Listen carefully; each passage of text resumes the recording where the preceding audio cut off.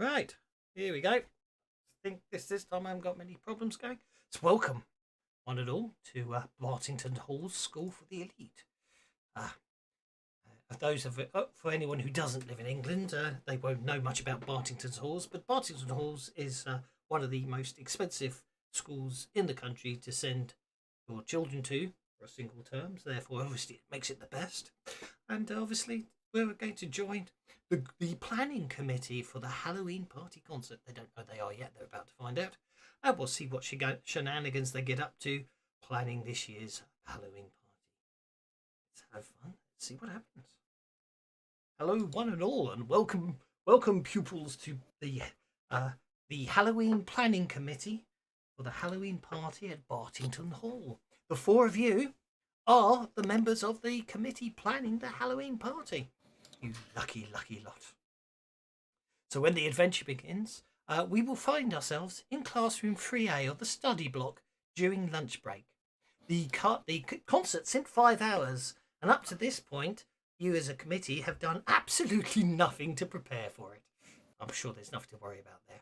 So at this point, I think we shall allow everyone to introduce themselves, and in traditional format, we'll go left to right as it is on my screen. So we start off with David Anime Johnson. Quiet. Bandit. What are Quiet. you telling me to be quiet for? I thought he was role playing. No, it was He my dog in the was, background. he's Sorry. scaring me.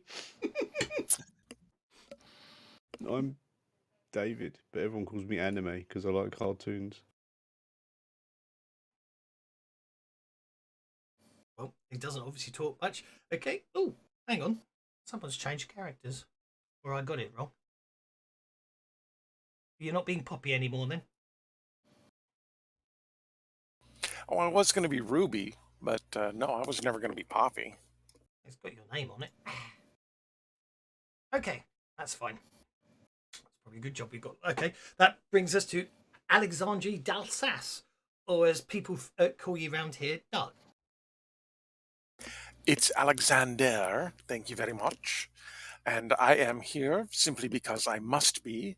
There is no other education that is worth my time. Okay, yeah, thank you very much. And next is Lillian Nakadami. I'm just so excited to be at school. It's got so much outdoor. I love animals running around, rolling about, and swimming and climbing. And my daddy taught me a cool thing called kung fu. It's where you hit things and they break. Okay. And last but no means least, especially after Lillian, there is Gary Smith. Yeah, this guy's. I'm here because you lot can't play cricket. Well, there we go. So a couple of things we'll explain as we're going at this point. There are a couple of setting rules. You may have noticed on your character sheets you have slightly less skills than normal, but that's because certain skills have gotten muddled in together. So where is it? I'm just trying to remember where I put it under myself. Setting rules. So first things first, obviously, all of you got the hard to kill edge for free, so you're fine there. Obviously, also you all started with Daddy's money, so you're all quite well off, apart from Gary, of course. And you all should have you should all have some house points. And basically, house points are basically obviously you get awarded points for sporting achievements, hard work, or generally being a good egg. And conversely, if you behave badly, you'll have house points taken away. I didn't worry too much about what houses you're in because for one shot it doesn't matter so much. It's probably safe to assume that each of you's from one of the four houses, and I say we're not going to worry too much about the houses today. In later games that might be more important. Obviously, you are basically in game terms. Whoever's got the most house points gets a +1 bonus on persuasion and performance rolls with teachers. So obviously, if you're the highest house points in the party, you'll get a bonus on persuasion rolls and performance rolls when dealing with teachers. And whoever's got the least amount will be -1. At the moment, you're all on 4 points, so I wouldn't worry too much about that. The last thing to say is, obviously, you are teenagers. You're either about 15 or 16 years old, and therefore and you're studying in the UK, so therefore at the moment you are preparing to take your GCSEs. At that level, there are 5 compulsory subjects: English, maths, religious education, science, and a language. And then you will have additionally 4 more options, except for Alexander, who's basically a boffin and has a fair few more. On your languages tab, you will notice that in most cases, English will be the only language you have without an asterisk next to it. If you need to talk to someone or read anything or understand anything in a language with an asterisk next to it, which is very interesting for certain characters when they're trying to get across very important stuff, you'll need to make a common knowledge roll to completely understand what's going on. That may get annoying and we might forget about it after a while, but that's where it is. But if you, on your notes tab, you will have your subjects your character is studying. All of those subjects all fall under a common knowledge roll, so as long as you can explain why speaking Spanish will let you interpret something or something, it's a common knowledge roll. It's as simple as that. That's pretty much it, just to explain the mechanics for that. So basically, as I say, you've had quite a few months to practice for this, but what with cricket game matches and other extracurricular activities and other stuff getting in the way, basically you haven't really sat down and planned anything. And as I say, in 5 hours time, the party concert takes place, and so it's quite straightforward, really. You have to decide which two of the 3 school bands that have signed up for the concert: Viagra Manifesto, a punk band by a bunch of rebellious kids who have an original song called "Sod the System That Made Us Rich," or Bedsheet, an indie band who sing whiny songs about how difficult life is and how no one understands them; and Davy Bean. He's the only boy in the entire school brave enough to openly admit to being gay, and he wants to karaoke a bunch of ABBA covers. Unfortunately, there's only room for 2 acts. Viagra Manifesto is fronted by a kid named Uriel Mont Saint-Michel, who is currently writing a groundbreaking movie script about heroin, fish and chips, and repression of art. Bedsheet is fronted by Jonathan Price Gordon, a prefect who is so tall and thin he could be mistaken for a lamppost with glasses at a distance. That says he does have one of the floppiest fringes, or bangs, I think, American terminology, in the school.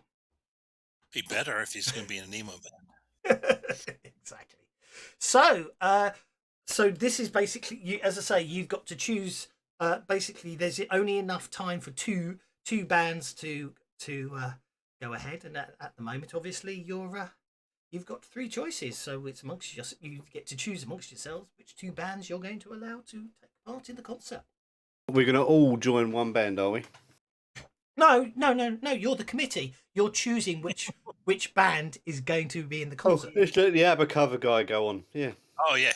Yeah. ABBA's got to do it, and Doswell's got to do the singing. Okay, that's a really horrifying thought you've just put up there. But anyway, you can play it through the Discord. Mamma mia! Hey, copyright. Yeah, copyright. I just followed through. There you go. It's a parody. My, I think I just charted. There you go. It's definitely a parody now. Apparently, YouTube, you just can't swear. About food. You can't swear in the first minute of your video. Shouting fart isn't swearing. So, as you're discussing this, the door opens and in walks a tall boy in a prefect tie with powerful blue eyes, shining blonde hair, and a smile that could cut wallpaper at 30 feet. It's Archie Sindel, the head boy. Oh, good. The committee. Look, need to discuss some important things with you little piglets. There's a concert tonight, right? I'm going to be making a big speech at it now. Right at the end. Sort that out, won't you? Can I have notice checks,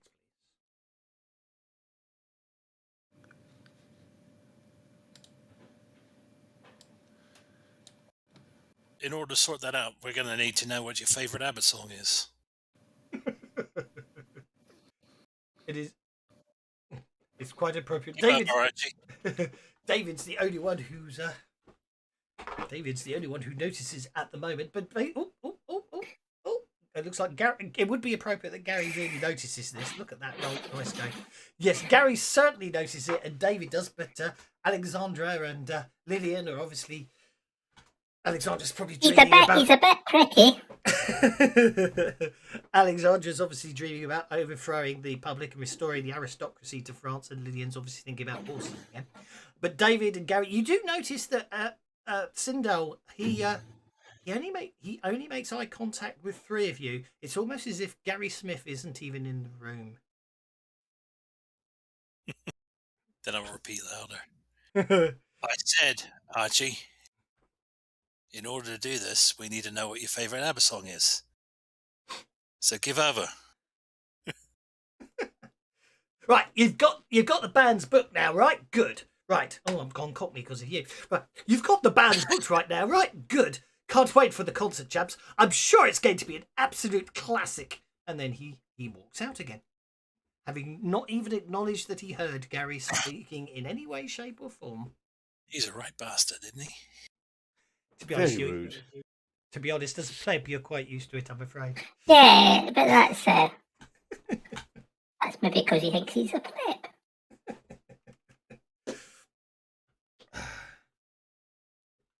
So, as I say, obviously you've got to sort out the bands, and then of course you've got to go let the bands know which ones you've picked. So, over to you guys. All right, so You're gonna let Viagra and ABBA, or the other one and ABBA, the emos and ABBA, or I think we've got to have the Viagra tablets, Viagra and ABBA. it's going to be easiest to let the emos know that they're not playing, right? We let the punk band know. I don't know. I think picking the Viagra band would be quite a hard choice. Oh no! You're too squeaky to be talking like that. You Oh dear, that's terrible. I'm going to have to give you one for that, though. Right, but can't think of a better evening than a punk band followed by ABBA Righty ho. karaoke. So, obviously, And after that, we got to book a space for Archie. Yeah, we will just see what he says, isn't it? I mean, nothing against Robert and his band, but I'm sorry. Go ahead. no, I was saying we got to give Archie a speech at the end. Have we let him have a speech at the end? Oh yeah, you can't not. Unfortunately, it's one of those things. If the head boy says something, then you have to move heaven and earth to do it, because obviously, you know. Right, Let's but go. what happens if the PA system goes out? Then, well, I suspect then he will be most upset, and obviously that means his father will be most upset, which then means the extensive donations to the school that in no way have anything to do with being head boy means the school gets upset. And somebody might mop the toilet floor with your hair. Of course, that's the last thing, but that yeah, exactly. From your perspective, Gary, you'll probably be down the toilets cleaning them again head first. Except obviously with you, they probably don't get away with doing that unless they're much bigger than you.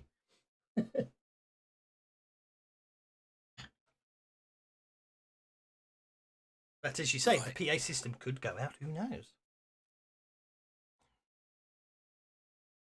Do we know what it's about?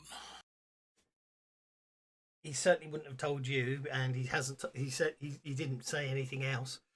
Obviously, it's it's obviously all important. So I wouldn't worry. I'm sure it's of importance, and obviously, therefore, But,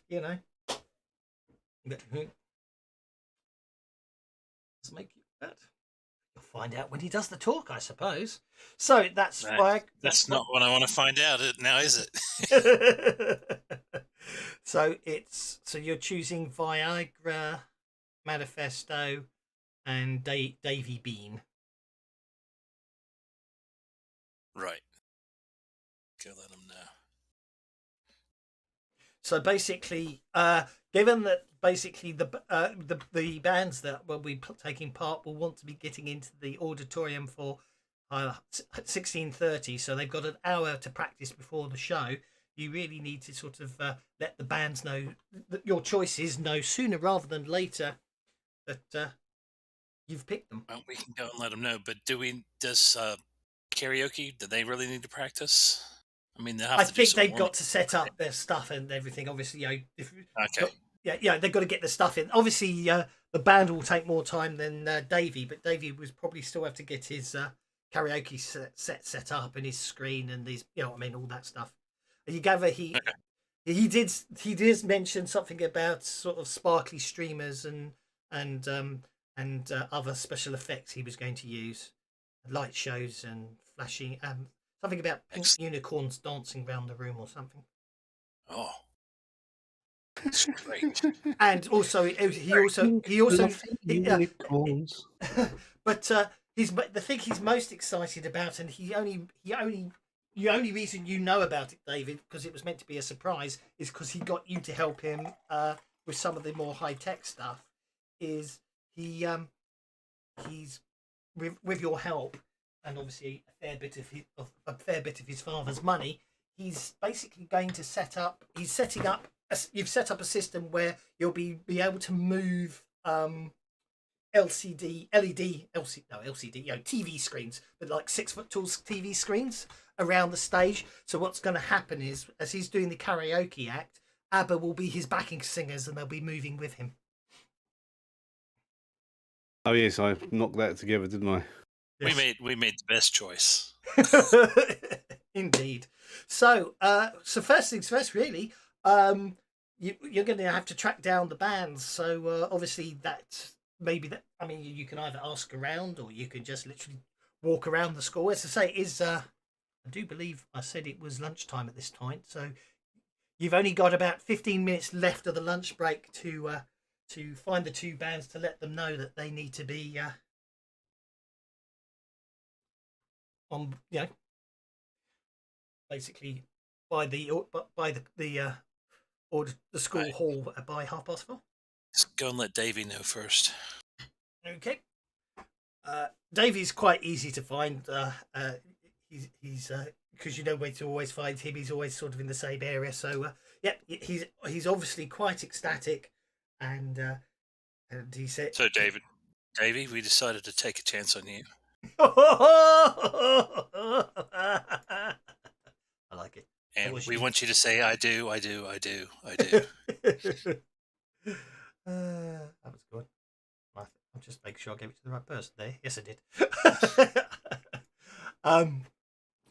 Yeah, so he looks concerned and goes, "Oh, only an hour? I should be able to set it up in time. I've got a couple of friends that can help." And he runs off happily, looking for whoever's going to help him set it all up. Obviously, being on the committee and everything, I'm sure. However, it proves a little harder to find. I've lost his name. Uriel Mont Saint Michel. Is there anybody else in the band that we know of? You can make networking rolls or notice rolls as you're moving around the school trying to find them. Networking obviously being persuasion, probably, or intimidation, probably in Gary's case, or obviously notice checks.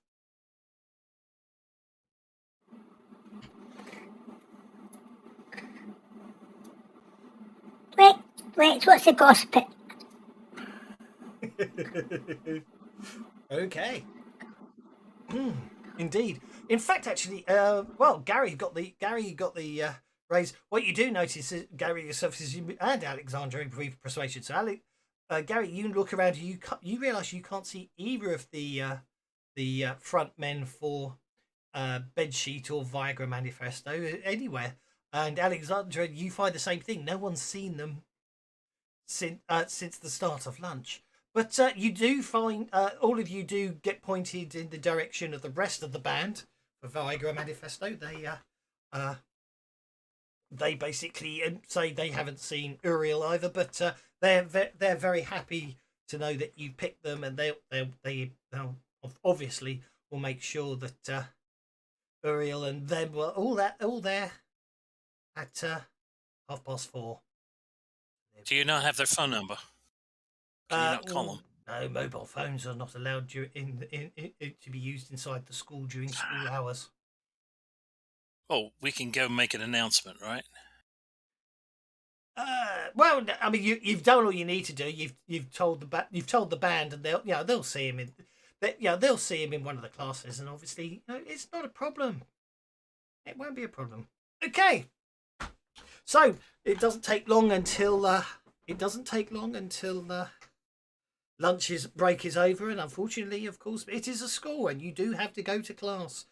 So that's a case of maths and followed by English.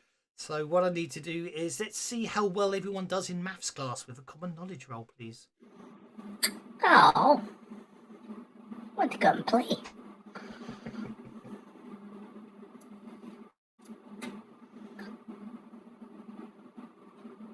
Okay, so that's looking good. So basically, everyone, okay, David and Gary and Alexandra, all of you excel during the apart from Lydian, I mean, all of you three, but all the boys, I shall say, excel during the maths class. Sexist.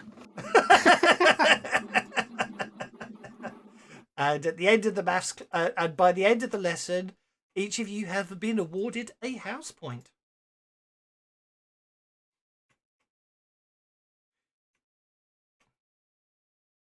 Which means at the moment you technically you all got the highest, so you all get a bonus. Anyway, then later on you have the Do obviously. you do that manually, or do you do it? I've just I managed to add house points to your character sheets, but I couldn't remember how Aki did the coding towards street cred, and I couldn't get it to work, so I took it out. It's a manual thing on my part. Did I get a house point because I thought I failed it? Did I give you one by mistake? No, you're on 4 house points. Everyone else should be on 5. Teacher's pet. Okay, next obviously now we have an English class, so again we can see how well you do in English. So yet again, it's a nice common knowledge one. I just want to see if anyone gets held back after class, because that would be interesting. Oh, looks like everyone gets a house point there. So I'm afraid at the end of the day, although I think, well, we shall add them on because we'll see what I happens. think Gary was copying off of me. Does look like it, but he got away with it. Although you might be a bit knocked about that later. It does look like he was copying off you, because he got exactly as the two of you ended up doing exactly as well as each other. Someone's 6, 5. Yeah, I think I've done everyone. Gary's on. Yeah, everyone's got their correct number of house points. I did my own. Well, that would explain why I got confused. Right. At the beginning of the English class, a note appears on your desk, Lillian. If anyone wants to make a notice roll, you might see where it originated from. You obviously all saw the note being passed around, but a notice check is required to see where it started. Well, look at that. That's common knowledge, so that doesn't count. That doesn't count. It's wrong roll. Yes. No idea where that came from. So, actually, I will hold on to that David roll because he's already done the common knowledge, so that makes life easier. So, it came from a girl with a Roman nose sitting at the back of the class, wearing her Hartwell tie loosely to her side. David, you recognise her as Tiffany Van Lloyd, head of the student newspaper. Last month, she ran a massive expose on the fact that the living Spanish teacher, Mr. Braithwaite, was caught secretly growing a geranium in his room when plants weren't allowed. And Lydia, the note simply says, "Meet me after class. I know about your bag."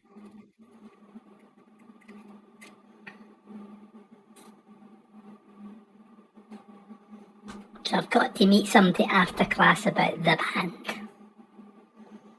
Which band? Well, I don't know, I forget. Presumably the bands we want to appear. We can't find all the band, though, can we? Maybe they know. Maybe the person knows. Is Tiffany in any of the bands? No, she isn't. No, she's, as I say, she's head of the student Or newspaper. does she hang out with anybody in the band? No, not that you know of. Right. Is she prone to exaggeration to get readers? Well, you got to wonder if the biggest expose she could come up with was a teacher growing a geranium in his room. You get the impression that there's not a lot of news around this place, so possibly, but she's probably quite level-headed in that regard. And obviously, given how rich everyone is, she's probably extra careful about it being libelous or scandalous about people, and make sure everything's can be has factual backgrounds behind it. Because I'm sure certain parents would be more than happy to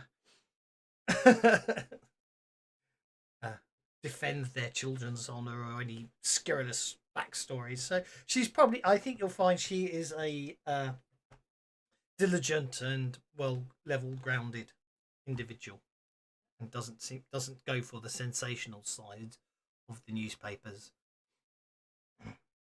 Okay. Which is probably why the student newspaper probably doesn't have a big.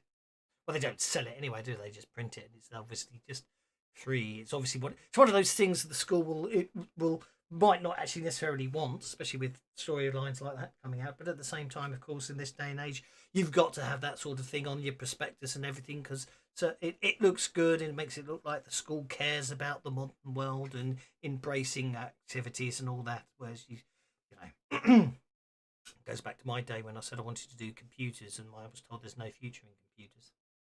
Oh, I was told exactly the same thing. Career, what they call career advisors. Oh, there's no. Oh, you didn't have a clue what I was talking about. Me too. Useless muppets. It was obviously a thing about the UK that basically computers were not the future.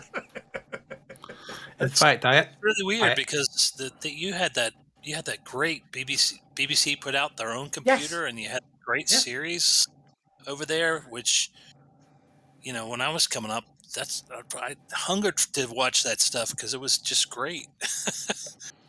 Yeah.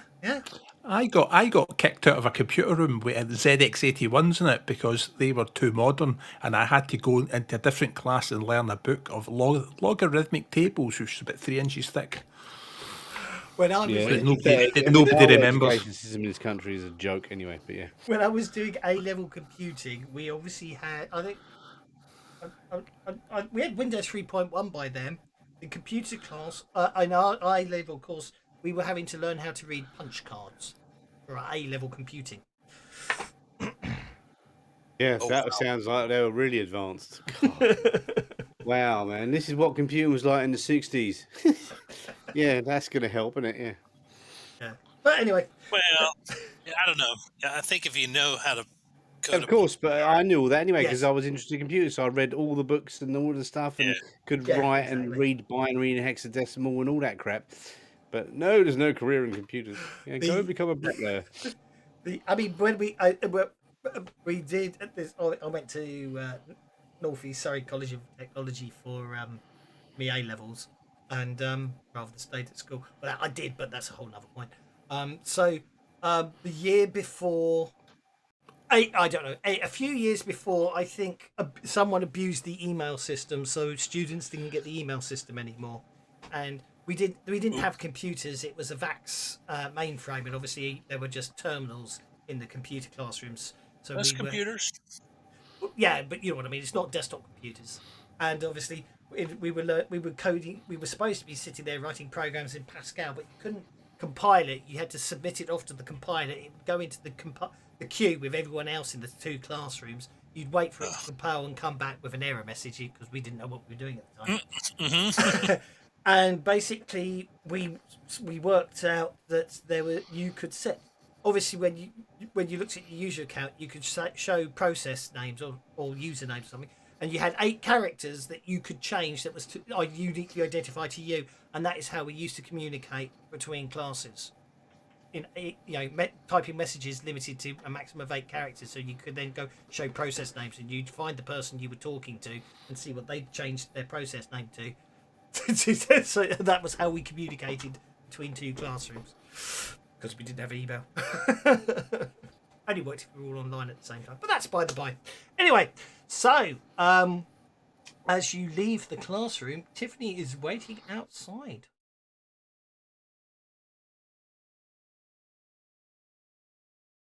For you, Lillian. So what's So did you? I didn't see, but did the note come from you? Is this what this note's about? You know about the band? Yes. Now I'm wishing I had the voice mod as well, so I could do the female voice. But yes, we need to go somewhere and talk alone. That's okay, but yeah, I'll go off, and you can tell me about the band.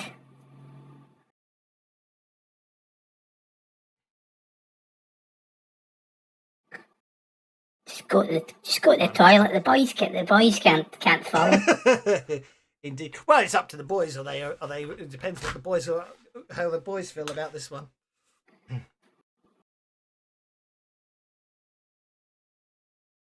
They seem fine with it. Okay, you go off. As you say, you go off to the girls' toilets, and Tiffany go. Don't worry. The expert, they've just met 2 girls. They'll take them 10 minutes before they find their tongues again.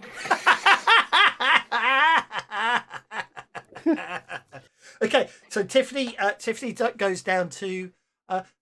There's obviously more than one toilet block in the school. She picks one of the really old toilet blocks. It's one of the 2. It's the only girls' toilet block that's outside the building in its own dedicated building to itself, with no heating or radiators or anything else. And being October, it's already quite cold in there. So obviously, probably relatively empty.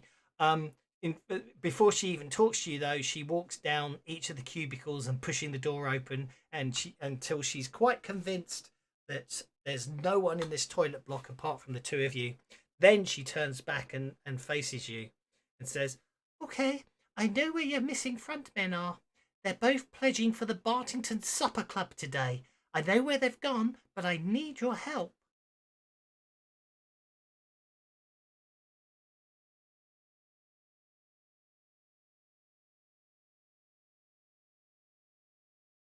Yeah, to do what? Well, you see, it's apparently the first woman ever been invited to join the supper club. I really have no desire to join for the prestige, the connections, or the roast beef dinners. I want to expose it as the melting pot of the misogynistic, male sexist conspiracies that destroy the country that we are born in. Pledges from as far as I could have been able to gather, is pledges of the supper club do all sorts of hideous things to get in, like bathing in maggots, to having to whip themselves in the woods. And obviously, but once they leave the supper club, they go on to all over the country to rule it. I mean, half of the government has been members of the supper club at one time. It's just, as I say, it's just an old boys club where they just basically divide up the world. So once I get in there, I going to expose it all. But my concern is that my concern about it is basically what I need is, I will tell you where Uriel, and I've forgotten the other guy's name. Silly me. Jonathan Price Gordon. I'll tell you where they've gone, but you've got to get the committee to give me a spot at the concert tonight where I can announce what I found out during my pledge and afterwards, and give it and basically expose everything. Well, the head boy asked to make a speech, so there'll be a microphone and everything. Brilliant. I don't see why you can't just go up and grab the microphone for a bit. Well, no, you just need to put me on before him, because I know for a fact he's probably, if he's not already, I'm fairly confident he's a member of the supper club, so therefore I would love to preempt anything he's saying by exposing everything. He gives you a big grin. Well, yeah, I mean, you got there to make an announcement, maybe, or maybe even between bands. I don't know, or just after the band at some point. Just say you're going up there to introduce the next act and then say it. Sounds. Yeah, I could probably get you on stage. I don't see the bother with that. Okay. No bother. Okay. I'm not bothered. Are you bothered? I'm not bothered. Don't look bothered. Okay. They've gone into the woods to perform a pledge called Piggate, whatever that means. Piggate? What's Piggate? I don't know, but if you have, that's all I know. And I shall look forward to my slot before. I shall make sure that I'm ready to go up on stage before the head boy. I don't see a problem with that.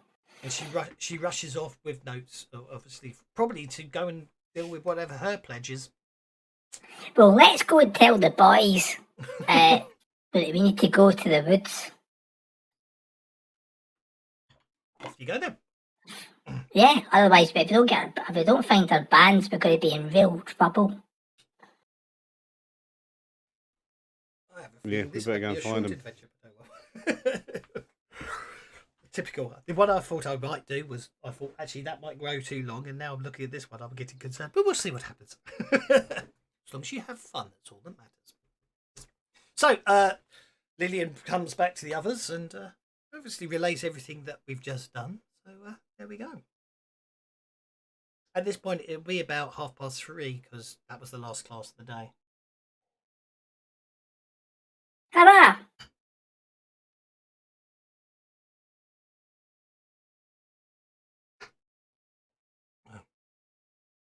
What's the plan? Okay, so I guess that means we're heading out to the woods. Yeah, I don't know what Piggate means, but I don't know. Where's the machine guns and all the automatic rifles? Oh, sorry, wrong game. So the woods are to the south of the school buildings. They take up a good acre of land. At this point, of course, this time of year, it's about, by the time you get everything sorted out and sort of are able to get ready to head on out there, it is dusk, which obviously means it's getting dark out there. And you head south out through past the school buildings towards the woods, and the trees of the forest blow in a wind that seems to become more furious the deeper you go. Twigs snap underfoot and the owls hoot behind you. Only a single sliver is left of the moon, and the light it provides only just about lights the way as you are walking.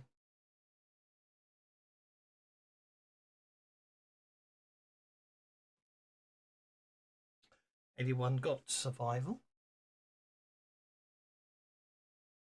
Yes, outdoorsy. I love going picnics. But not at night. There is notice Just rolls don't if you don't have survival. survival. If you don't have survival, there is notice. Right.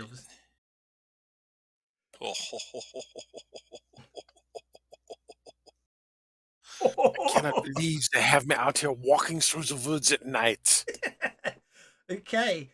Gary Smith and David both even included the -4 penalty for noticing tracks rather than having the survival skill. On top of the fact it's dusk and there's a -2 on that as well. Means Yep, it's my Samsung phone. It's got a good light on it. Yeah. Indeed.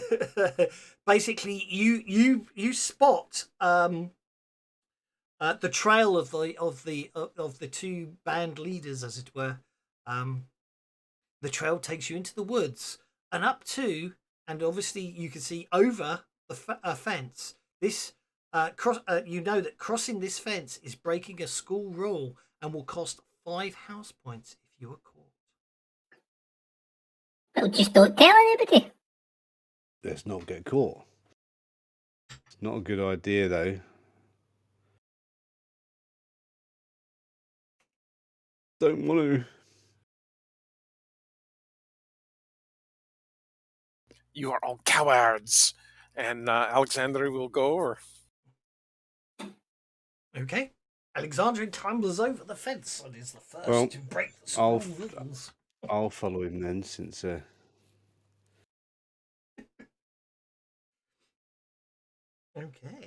Since he seems like such a nice chap and hasn't called me names yet. Indeed. What about Gary? Right, let's go. I say Take it out of Nick, Bruce. I would have thought by now he would have said he wanted to go to the sporting pavilion and pick up his cricket bat, but he didn't. Well, I'm thinking about it, and I meant to mention to you that if we go by it, because I remember telling you you'd have to pick it up, but you obviously forgot. I wouldn't worry too much about it. Well, I didn't expect us to be in such a position so quickly. But anyway. Well, maybe I can be. Oh, here we go. Here comes the first. Here comes the first. Spam bot of the day. Just deal with that. Sorry, guys. Maybe I will be nice having thought about it. Is there any equipment preparation or anything you want to take? Obviously, being paranoid and metagamey wise. I did want to get I did want to get a cricket bat and also a helmet.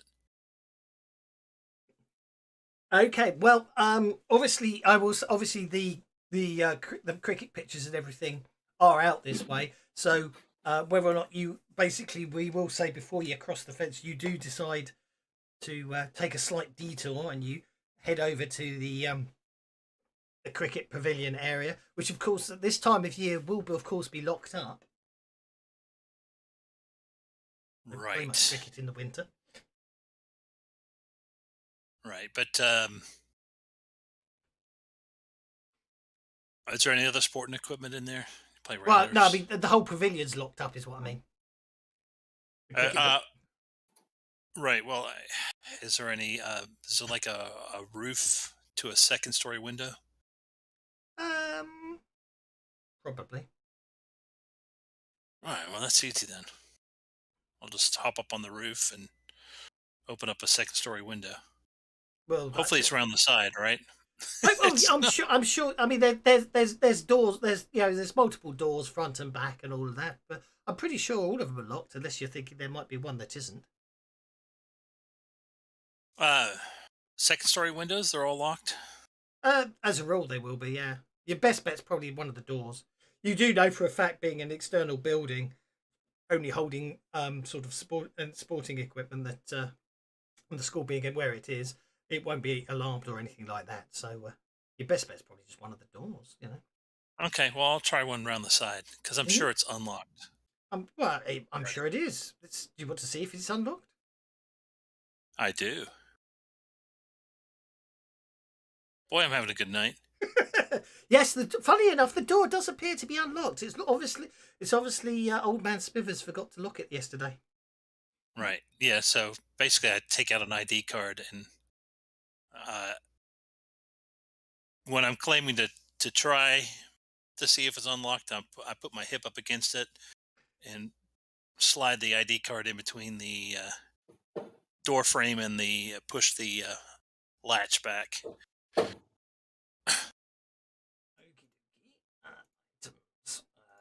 So, party sheet. Does anyone else wish to follow Gary into the sporting pavilion? Have we gone over the fence yet, or have we retrofitted it? We're slightly retrofitting something because I just remembered. I'll go with him then, yeah. Yeah. So I just remembered he did say he wanted to do this, so I thought I'd be nice and let him. Because I'm nice like that. Yeah, I think we should all stick together. We're not going to see Gary King and his mates in there, are we? Hopefully not. Sporting gear.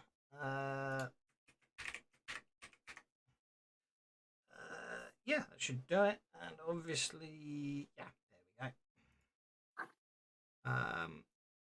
So as I say, it's the sporting pavilion. It doubles up as the storage area for the cricket pitches, the hockey pitch. Well, hockey's played in the winter. So the cricket pitches and the tennis courts and stuff like that. So there's all sorts of there'll be a collection of interesting sporting equipment in there that anyone could possibly come up with.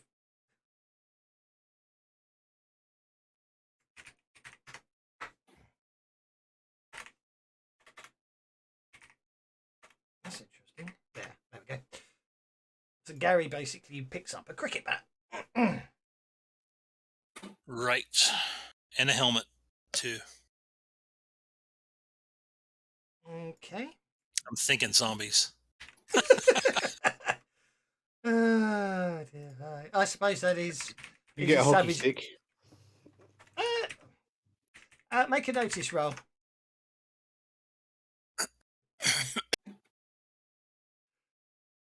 Where are the golfing supplies? Oh, Just get a ranged attack. Just the dust doesn't. I assume if you're using your torchlight in here, the dust doesn't supply. So because I've turned it on already, but that doesn't matter if you're using a smartphone. You're not. I don't see why there can't be a hockey stick.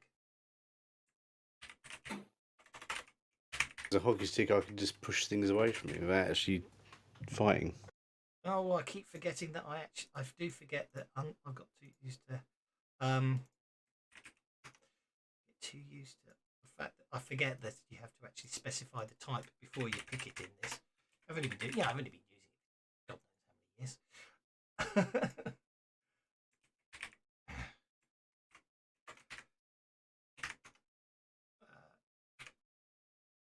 Does anybody else wish to indulge in some minor theft from the school? good track and field.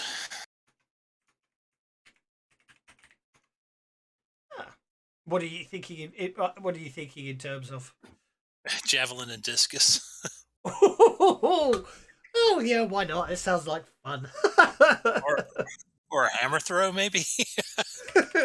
This is the summer sports pavilion mostly. It's very unusual that there was. Oh, for crying out loud! I've done it again. Delete. See, I've been. Right. A discus sounds fun. That's quite heavy. You can't throw it very far. Right. Hopefully it'll. But obviously, if it hits, it put a dent in someone. Yeah, if it hits, it will probably do quite a bit of unpleasantness to them. Let's say it's that. There we go. Let's pop it. That was.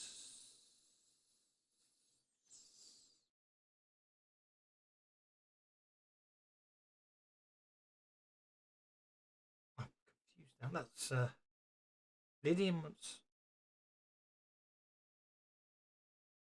Hang on. Garrett. Yeah, but don't forget a cricket bat's two-handed. Don't forget. I'll put the discus in if anyone wants it. Any other requests? Probably. No, I mean if it gets bad, just slap them and pull their hair. Indeed. Well, there we are then. On the party sheet, I've left the discus for whoever wants it, the hockey stick and the cricket helmet. Off they go.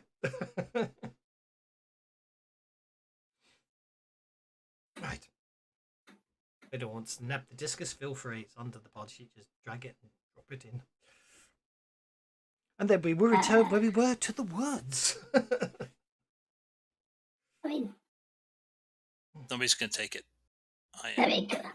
I could take it. I mean, I can chuck it. I mean, I like outdoorsy, runsy things. The what? I like sports. I like being outside, like runs and jumps and things like that. I think I could throw a discus quite far. No, what the hell? I'll be nice and say there was more than one. It's magic. There you go. There's another discus. There you go. Right. So, anyway, sorry about that. So that was a slide aside there, and we come back, and you suddenly remember that you did this. Okay. Where were we? So, you head over the fence. As I say, that's a house breaking a house rule, and that'll cost you 5 points if you're caught. So you really want to be careful. Following on the trail. The trail leads into a clearing. At the far side, you can see a hut that's been made from branches and leaves. It's big enough and well built, and it would definitely well built enough that it would have earned you camp building points in scale. I'm looking for something. What am I looking for? I am looking for something I adjusted the other day.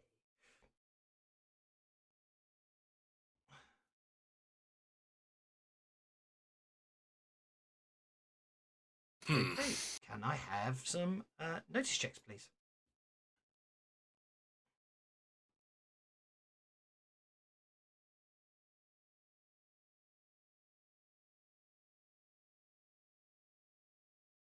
Max Viz? I can't remember.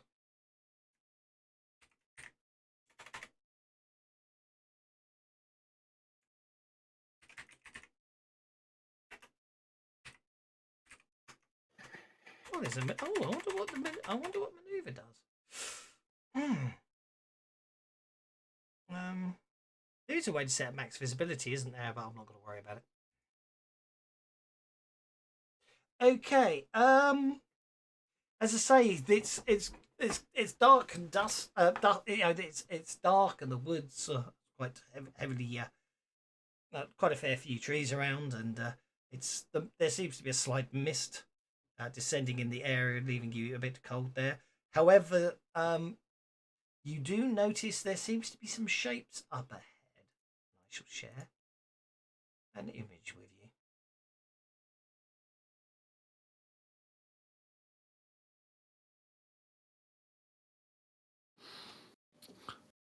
Come on, image. There we go.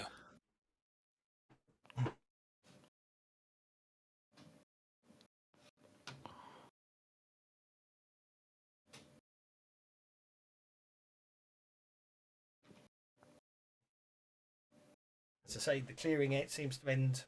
As I say, it comes into a clearing, which obviously some steep sides on the side there, and the hut at the far end. I see dead people.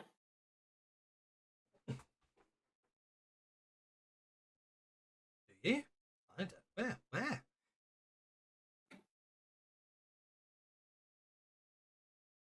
He's not Okay. dead yet. Silence. He's just resting.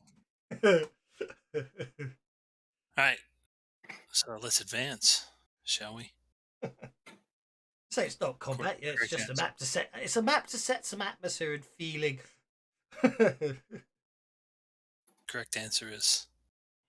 If you really zoom in where you currently were standing, Lillian, you might notice there's some tracks. But you moved on, but it doesn't. You might see them later. Okay, what you couldn't have been prepared for, however, is the two bodies you see lying in front of it. Both Uriel Mons Saint Michel and Jonathan Price Gordon are lying on the ground, blood still oozing from their wounds, their bodies pale and lifeless. Their stomachs have been gored open, and there are strange crescent-shaped wounds on them. That's our 5 points gone. Can I have some common knowledge rolls, please?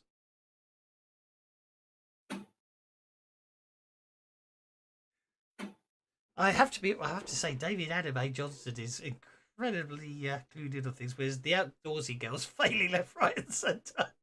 She's clueless. Okay, David and Alexandra, but not. David and Alexandra, you recognise the wounds as some kind of hoof mark. In fact, you would even go so far further to say you recognise the marks as trotters. Trotters? Trotters. Pigs trotters. Yeah. Yes. But weren't they going to go out to the woods and get Piggygate? What's Piggygate? Is that like some initiation ceremony that's gone wrong and they've all been squished by piggies? Pigs don't just eat people. When they're alive, anyway.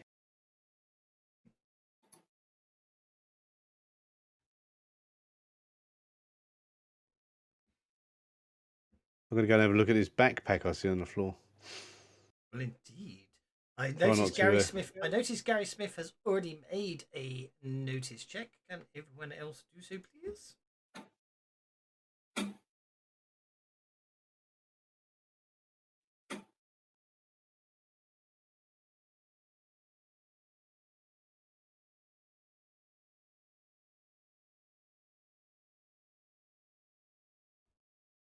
I suppose I can turn my torch on for looking around.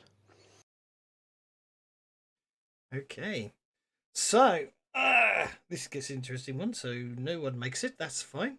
From out of the darkness, something begins to move towards you. It steps into the thin moonlight and you see its face. It's huge. Its skin is putrid and green, but it is unmistakably a very angry berserk pig. And worse luck, the rotter is charging at you. I need some spirit rolls for fear, please.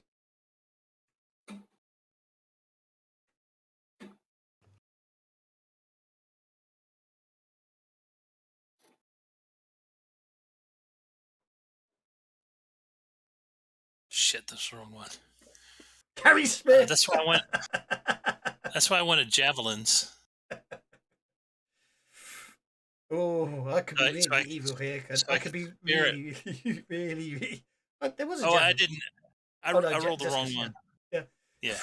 So I can make a spirit roll. Get it? So I could spirit roll with a. No, javelin's not a spirit. You roll a critical failure, and I don't even get to go. No, that's strength. I rolled the wrong one. I know. This pig's got to be painted. Why is the pig green? It must be someone dressed up in a pig suit. It must be. Okay, so no one failed the spirit checks. Unfortunately, you all failed your notice rolls. So basically, only the pig gets a card on the first round of it. Oh no. Okay. So this could go quite bad quite quick. Okay. The berserk pig charges Alexandra. Oops. Yep. Charges Alexandra, hitting him, I'm afraid to say. Literally just trying to trample over him, doing 6 points of damage. So Alexandra is shaken as the pig sort of barges into him. Bring us to the second round, and Alexandra gets to go first. And don't forget, guys, if you want to move up the combat tracker, just drop your cards, drop your bennies on your cards. You only need to tell me about it if you suddenly appear above where we currently are on the tracker. Okay, Alex, there seems to be a very smelly, angry pig trying to gore you at the moment. What do you do?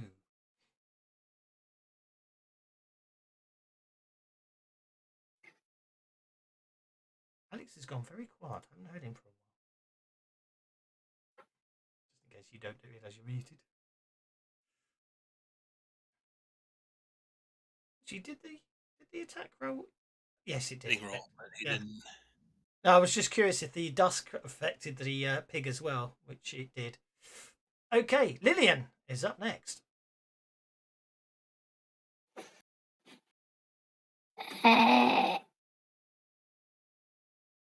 Well, you're not the only one with chops. I'm going to give you one for that. That's a good.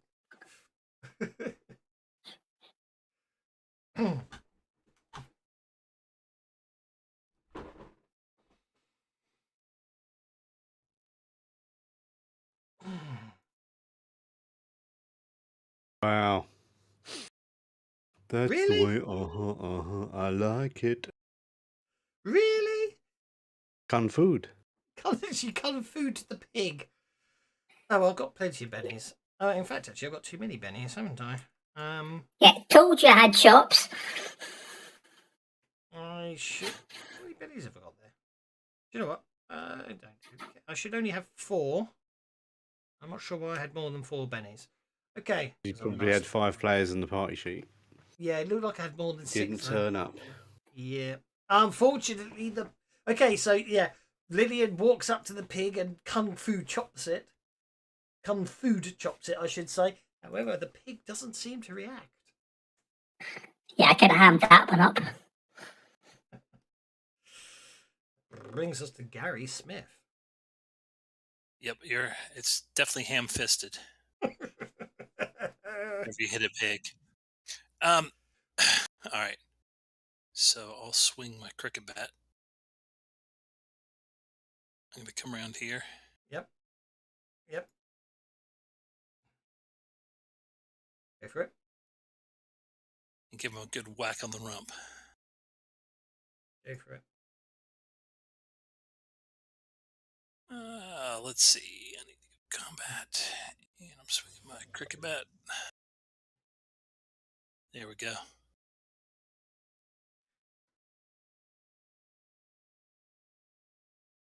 But with your gang up, that should hit. But I'm intrigued because actually there's been a discussion going on about gang up not working, hasn't there? So I'm just curious. I'm going to ignore. The gang up bonus didn't pop up, did it? So it didn't. No, but that's because you rolled fighting. The gang up bonus is calculating without snap to grid on, so that's okay. So a gang up bonus should have been 2, so that is a hit. Don't worry about the crit foul. That was me because there's been people saying the gang up bonus isn't working for players as well, and then some people are saying it only works if you leave snap to grid on. And I just wanted to test it'll work with snap to grid off. It's just that you just reduce the accuracy a little bit. Yeah, that's fine. I apologise. No, it wasn't just you saying that. Okay, so yes, Gary, you swing the cricket bat and hit the pig. Roll for damage.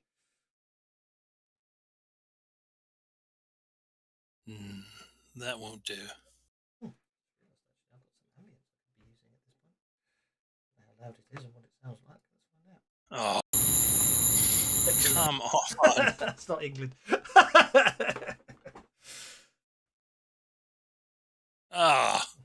Just not cricket. It's not No, cricket, it's not. indeed. It's not cricket, indeed. Okay, that brings us to the Piggywig, who is surrounded. So I think we're going to have to... it is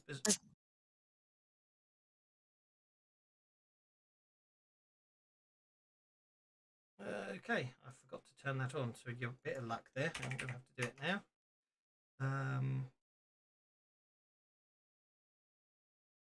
What? 10 rounds it lasts? Bloody hell. That's a bit better than Barbarian Rage, which is what I've got used to. Okay, Wait, it says dead pig. no such thing as dead pig. Man in a costume, obviously. The pig turns as the critic back hits it on its backside. It snorts in derision, and that's about it. Okay, over to David. It's probably some kind of just a hoax. These are all pretend bodies. Yeah, she's in on it and was just trying to fake us out.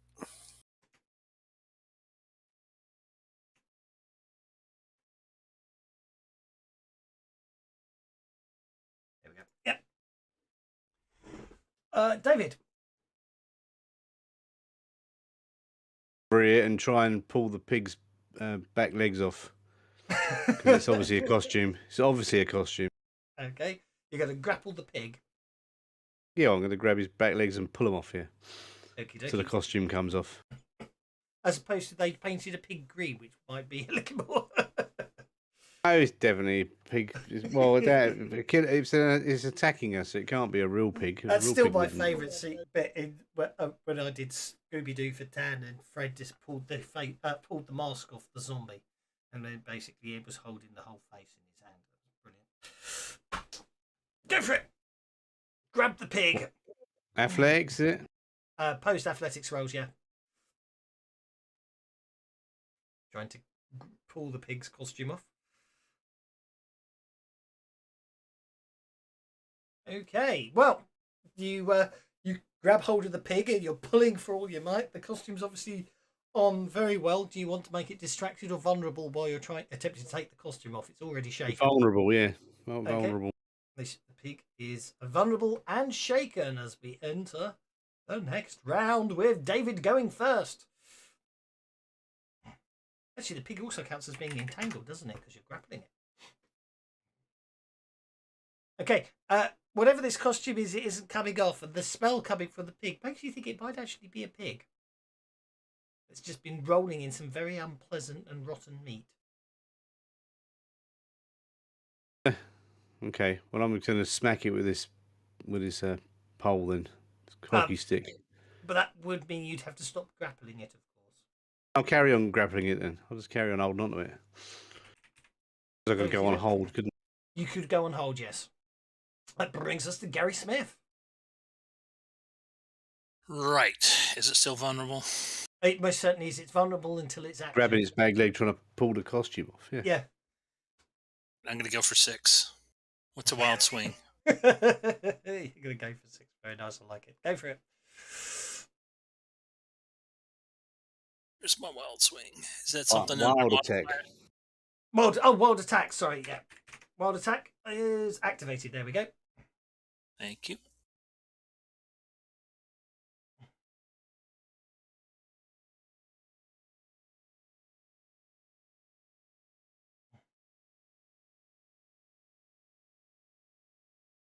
Good, excellent.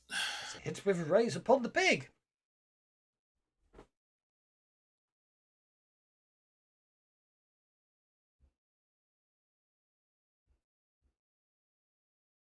A wound upon the pig. Wowzers.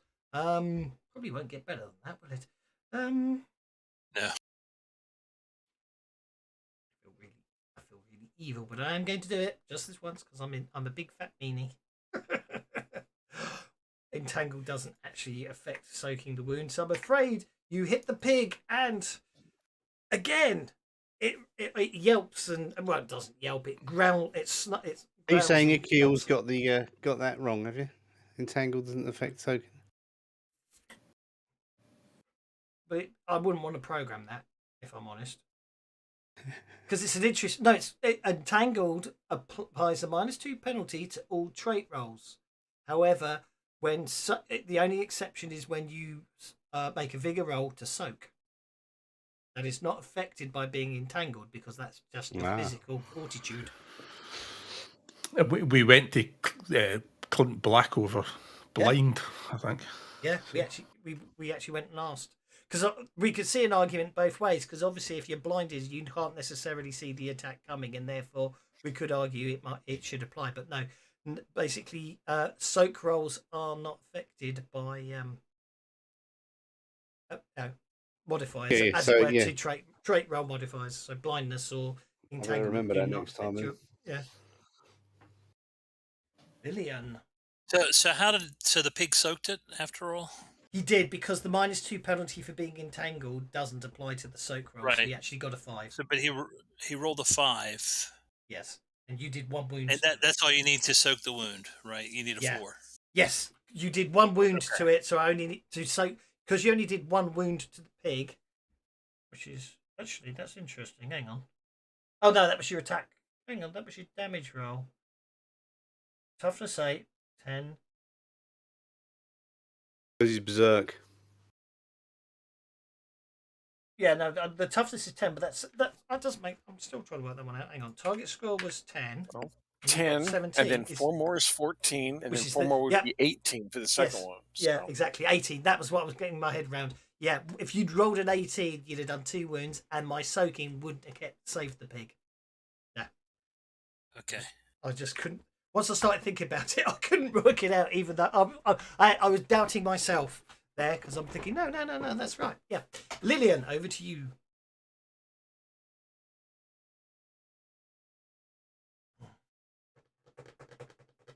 Has anyone drawn any blood out of this pig yet?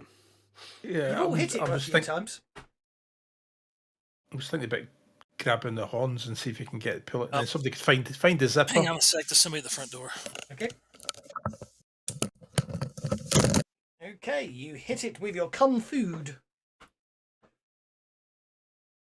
You shake the pig. I think I'll Benny it for Okay. a laugh. Just to see. No, just a shake. You didn't do the raise though, did you? Oh yeah, you didn't hit with a raise in the first place. Didn't he? No. All right. That brings us to Alexandra. Try and punch him again. He's too close for me to use my discus. Well, he's shaking, so you can back off. Oh, he is shaking, isn't he? Yeah. Yeah. Okay, yeah. I will back off and throw my discus at it. Go for it. Oh, damn it, sorry. No, we both did it. It's all good. Yeah. Come on. Hello. Got to give yourself one ammo to throw a Oh, discus. not enough ammunition. Yeah, sorry. It's okay. You hit. You hit with the discus. Because roll. he's vulnerable. Okay, Yes. yep. Roll for damage. I think that should possibly be throwing skill rather than. Sorry about that. It should be. This goes back to that bug again, doesn't it? Or did I make it wrong? No, you made it wrong. Strength penalty. I must have made it ranged rather than. I'm going to let it Yeah, stand. he for made now. it ranged rather than thrown. I That's just okay. changed it, but either way, Either way, the only downside, of course, is still no damage. Yeah. yeah. And unfortunately, the pig is unshaken. So unfortunately, the pig is now very upset with. I'm going to try and I'm going to interrupt and do my carry on shaking his leg. Yeah. If you want to attempt to interrupt, you can just do strength. You'll just do strength damage to the pig, or you can let go or do what. It's up to you what you want to do. At the moment, it's entangled, so it's going to start kicking out. I'm to still try to hanging set onto its back legs, so when it spins round, I'm going to spin round with it. Well, it's not really. It's not really spinning round. I was just turning it round to basically. Yeah, good point. It literally starts kicking out with its back legs on you as it's trying to break free of your grip. Is what I'm saying. So it's going What to. have I got to do? Make another. No. Well, If I want to interrupt it, I've got to do something. Haven't I? What's the interrupt? if you want to interrupt it, you got to do something. You got to roll athletics to beat it. But to be honest, though, you don't need to interrupt it. What I would actually see, do a bit of metagaming here. Don't interrupt it. Just do the opposed grapple roll first. Then, if it breaks, if it doesn't break free, then you're still holding on to it and you're on hold.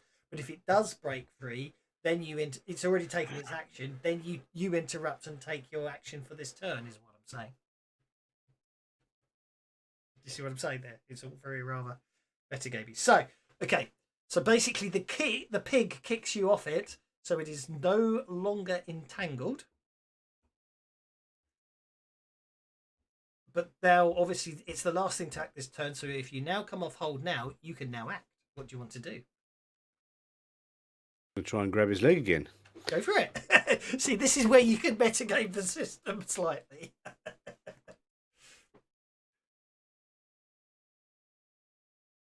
Yep, you got it. He kicked me off and I grabbed his leg again. Yeah. Yeah, that's the whole point I was trying to make is because breaking free of the pig breaking free from you is okay, and you want to make it distracted and vulnerable. Vulnerable again. Yeah. Vulnerable it is. Apply. New round, third round, and Linian's going first. The pig is going second.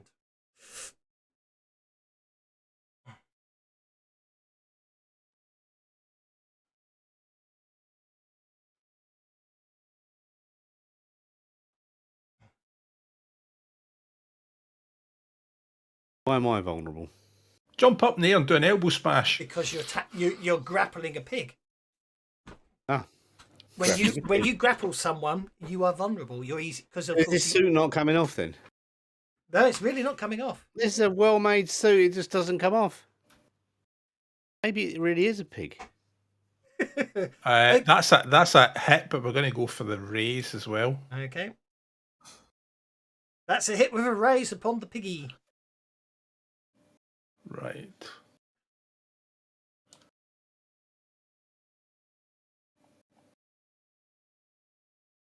Two wounds. Well, there we go. I'm not spending any more bennies on it. So, as you get that with a loud crunch, Oh, it really was a pig. That's disgusting. it sort of squeals in pain as Lillian literally sort of finally basically kicks it, and you hear a loud snapping sound.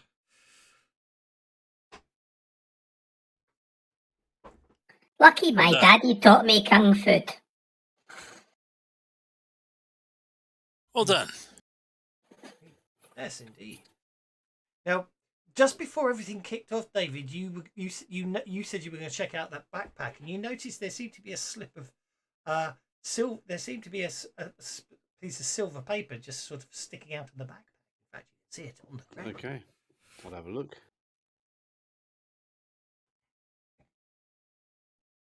There's a handwritten note on the piece of paper. Tonight we dine. Blood. Parry Basement, 33616. Parry being one of the school houses. Oh, and they are literally sort of separate houses around the school. So obviously what that means is go to the basement of Parry House, and then something about a closet, 33616. Luckily, the front door of Parry doesn't close properly. It doesn't indeed. Well, someone's been reading their background. I'm impressed.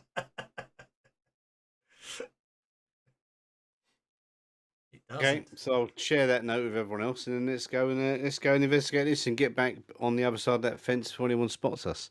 Right. Yeah.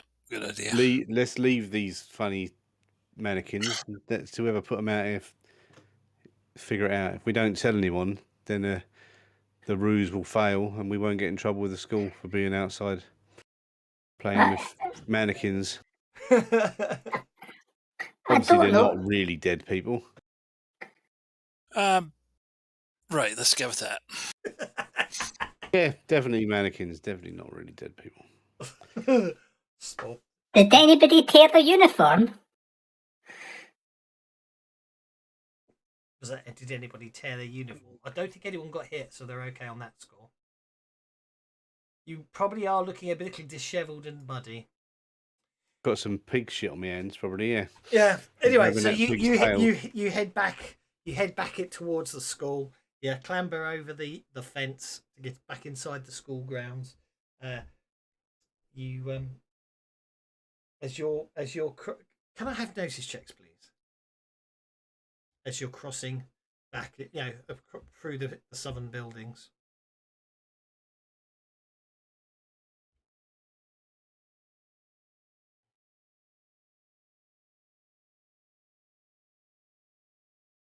Okay, David.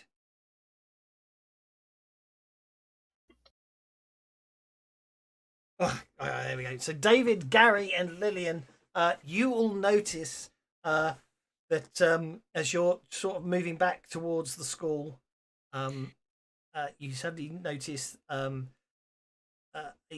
red orangey glow from behind one of the buildings, and you realise that that's where Miss Heavishaw hides to have a quick cigarette when she's had an intense conversation with Mr. Jones, the PE teacher, and that usually puts her in a very bad mood. You suddenly become aware that you're walking back towards the school, looking a little dishevelled, carrying school equipment. Because fortunately, Lillian got the raise and realised who it was. What do you do? On the other side of the fence yet? You're inside school grounds. Don't worry, you're inside school grounds. But basically, you saw her, but unfortunately, at the same time you saw her, she sees you walking, and she's like, "Who's there?" But she's far enough away at the moment. She hasn't worked. You're there, so you're not going to be able to escape as such. But obviously, she didn't say anything like, "What do you do with all that stolen school property?" So you have a chance. What do you wish to do is what I'm trying to say. Well, we quickly drop it on the floor, I suppose, and yeah. That's fine. That's what I figured. She basically drops the cigarette, stumps it out, and comes over going, "You four, step forward into the light."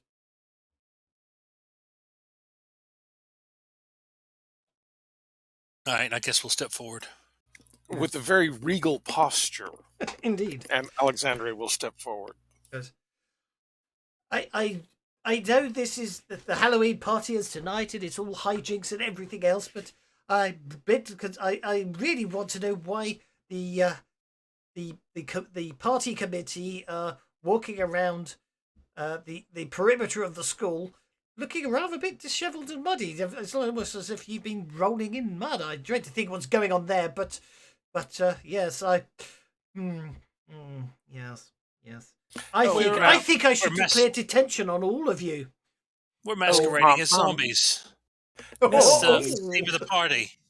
I'm doing my homework. I'm trying to study physical education, and I'm showing the boys where to go through the woods. And they're telling me about the bugs because I need to brush up on my biology thing. The woods? You didn't cross the fence, did you? No, don't be silly. I'll be against the rules. So I'm going to say, obviously, I do like all your discussions there. So who I'm going to allow one of you to use persuasion to be the spokesperson and use persuasion or performance to convince Miss Heathershaw. Yeah, not me either. No, unless you want to talk about something electronical. Yeah, Alexander's got a 6. I think you're Butter best wouldn't off. melt my mouth. Okay. What's your Okay, what's your, I was about to say. house point? Okay, so basically, I'm going to you've already rolled, but that's okay. I'm going to say basically this will be a dramatic task. So not a dramatic task in the strictest sense. I was going to say I'm going to set a target number, and that's what you need to persuade her to not give you detention or deduct house points from you, because detention obviously means you'll be stuck somewhere for a couple of hours, which may or may not be a good thing. So everyone else has obviously helped with the description. So anyone else who wishes to assist can modify the roll you've made of a 5 there. So that would be obviously any, like I say, whenever my rule on supporting people, any skill you can justify why you should roll that in support of Alexandra persuading Miss Heathershaw not to provide you with detention and or docking of house points. Or you go with her or the 5. It's up to you.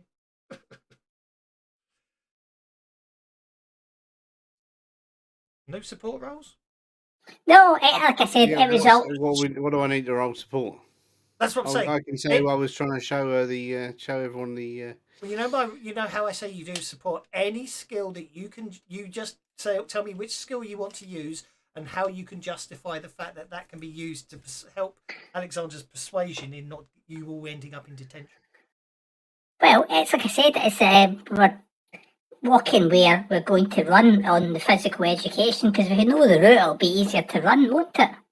I mean, it's like common sense, isn't it? Yeah, and I was also looking at putting up some lights as well to help, people if we have to do a night run. Okay. What skill? Which is very Halloween themed. Okay, that's a repair with a +2. That's a +2 bonus. That just leaves And Gary. according to the history of Halloween, we were doing some important research on how that all relates to how we should celebrate Halloween. Just trying to be, trying to do it right. You know, Okie dokie. we wouldn't want to be on the wrong side of that now, would we, Teach? She winces slightly at Teach, obviously. Oh. Are you sticking with your 3?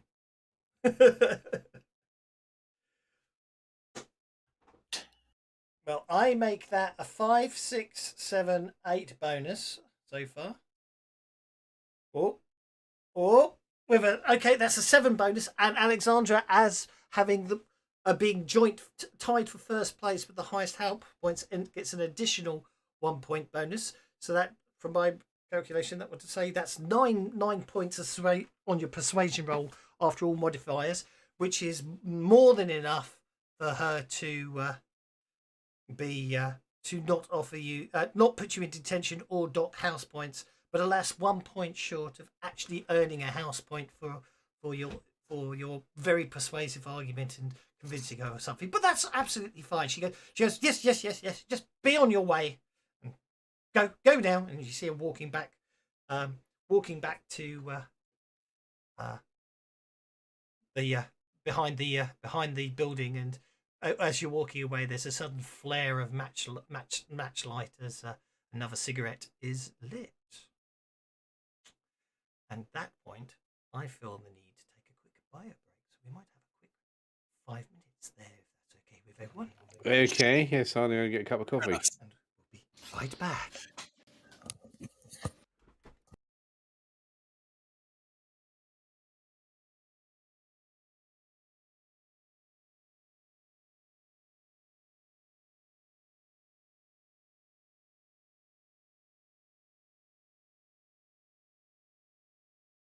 Today, sit here with crossed legs. Oh and fix no.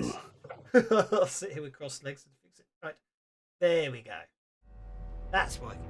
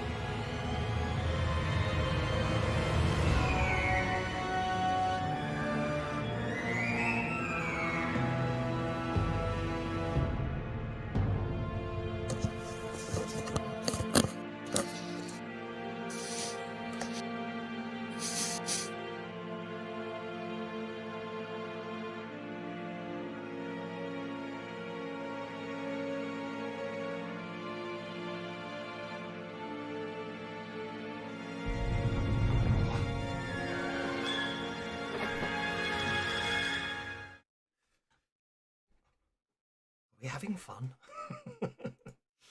Oh. Gee, having played a bit more of it now, realising I can have a lot of fun with this setting. Like Harry Potter, but nastier. Like, I could make it. It'd be quite fun. Just wait for everyone to get back.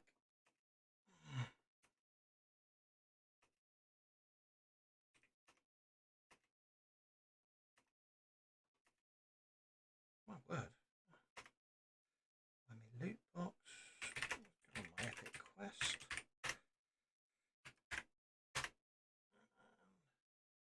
I think I've already done all that. Do the arena later. Yep. There we go.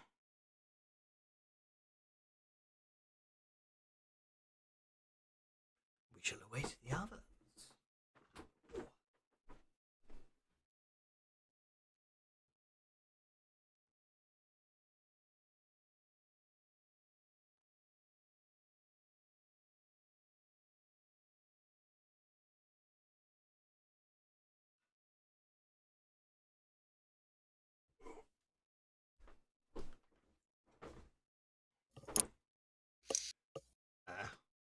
equipment. Let's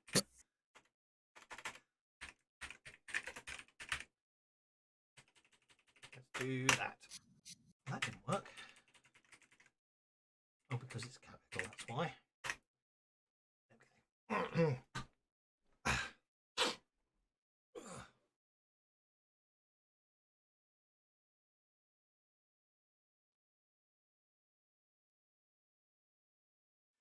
So there we go. Even quieted internet band today, so you enjoy it. So Hey, Doswalk, I got to thinking. yep. You may want to get in touch with your contractor. Why's that? Well, I mean, with the number of dodgy locks we've encountered in your games, he's either he's either cheating you or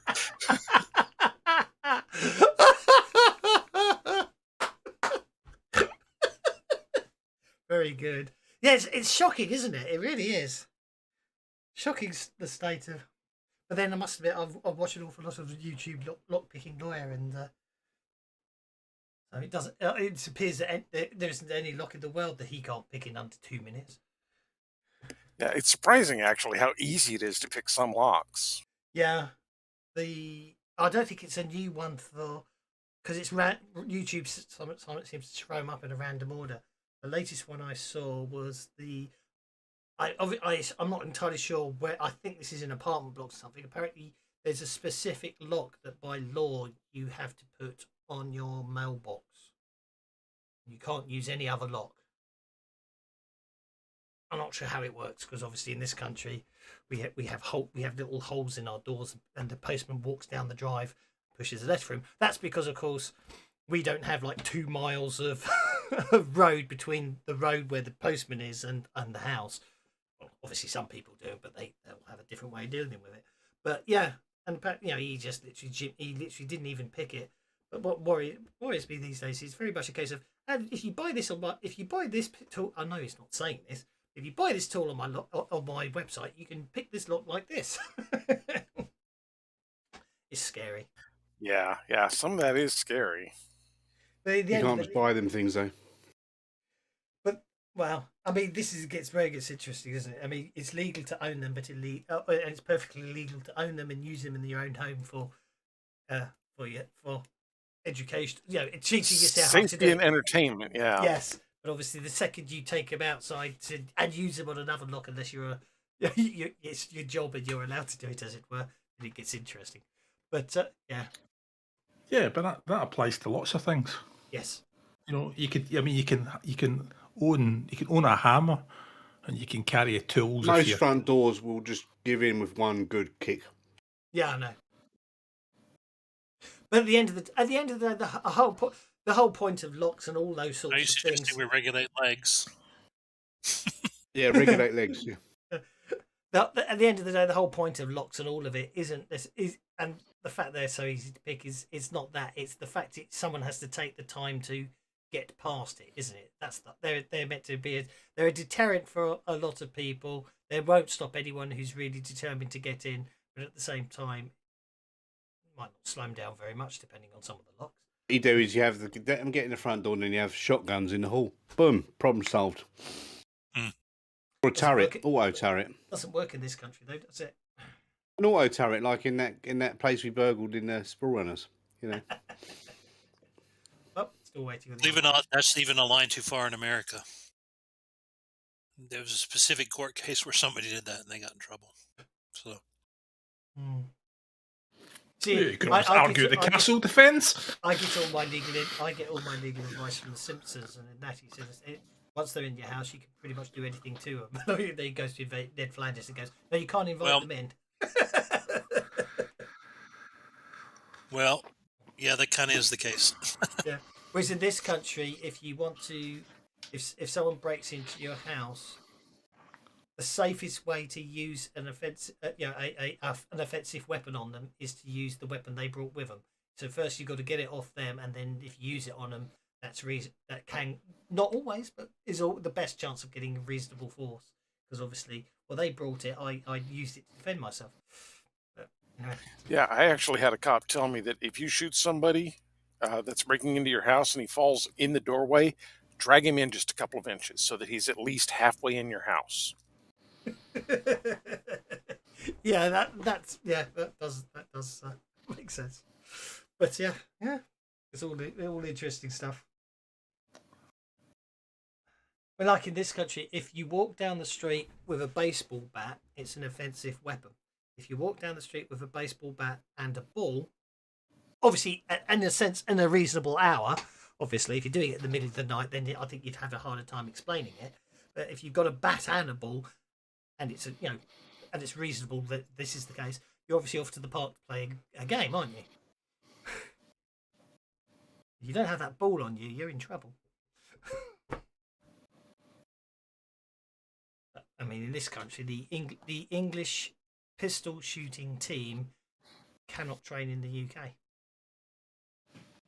It would be illegal for them to fire pistols in the UK. We'll be waiting on. Lots of fun. Don't know. A law had to be passed for the 2012 Olympics to allow pistol shooting events in this country. Because pistols are illegal unless they're black powder and at a range. I've only got 3 ticks there, so we're still obviously we're probably waiting on someone. Oh, I've ticked. It's me. I'm just That's fine. sitting here. That's absolutely fine. Right. No. So, okay, having avoided Miss Havershaw, you are able to continue onwards. Obviously, she's gone back. She's paying no attention to you. So, obviously, if you want to wander back and pick up your sporting equipment, there's a good chance she won't spot you. Sure. If any of you, Absolutely. indeed, if any of you are more stealthy than others, you might want to send them back, or if you're feeling confident, you can all make your stealth rolls.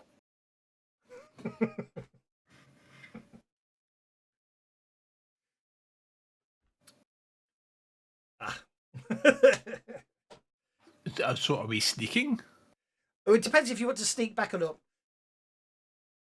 You just need a success. No, she won't. She's not actively playing. As long as none of you critically fail, you'll be able to do it. But as I say, Gary obviously makes a bit of a mess of it, but I'll be lenient, so that's okay. So you pick up your equipment and head on your way.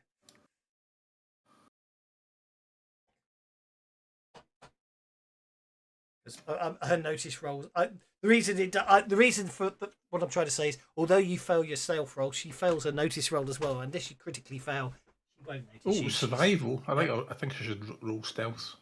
That's okay. I'm just waiting for that crit fail on the whole. I know, because stealth is quite low. So, okay, picking up your equipment, you give Miss Havershaw a wide berth, and you basically. What's your plan? What are your plans? Well, I think we need to go to Who's What's It House and see what's We going need on to go there. to the place. Yep. Parry Basement, closet at 33616. Okay. Okay. By the time you get back into, by the time you head over to Parry House, you can hear that. You can hear that you can see everyone's heading over. Most people are heading over to the. Well, actually, it sounds like it. Oh, sorry, I'll rephrase that. I've got Mr. Timescales muddled up. As you head towards Parry House, you notice that it's relatively. The whole school seems relatively empty. That's when you hear music coming from the concert hall. It would, judging by the, it sounds like Viagra Manifesto, even without their frontman, are obviously still performing their routine. In fact, later on, it turns out that apparently, given that the frontmen, Bedsheet and Viagra Manifesto, put aside their differences, and they apparently formed a supergroup called Viagra in Bed. So, and apparently, as you find out later on, obviously you're not there at the moment, that Davy Parry ends up being the front guy for the new band.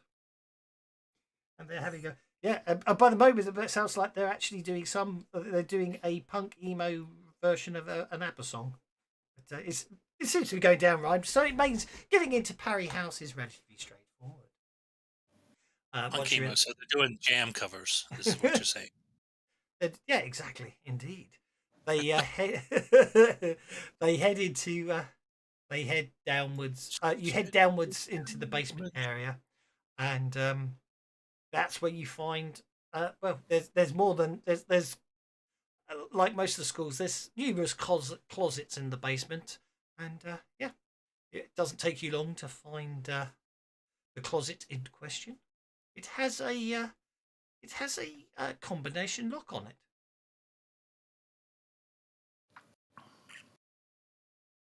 Somebody left this thing. Somebody didn't lock it properly.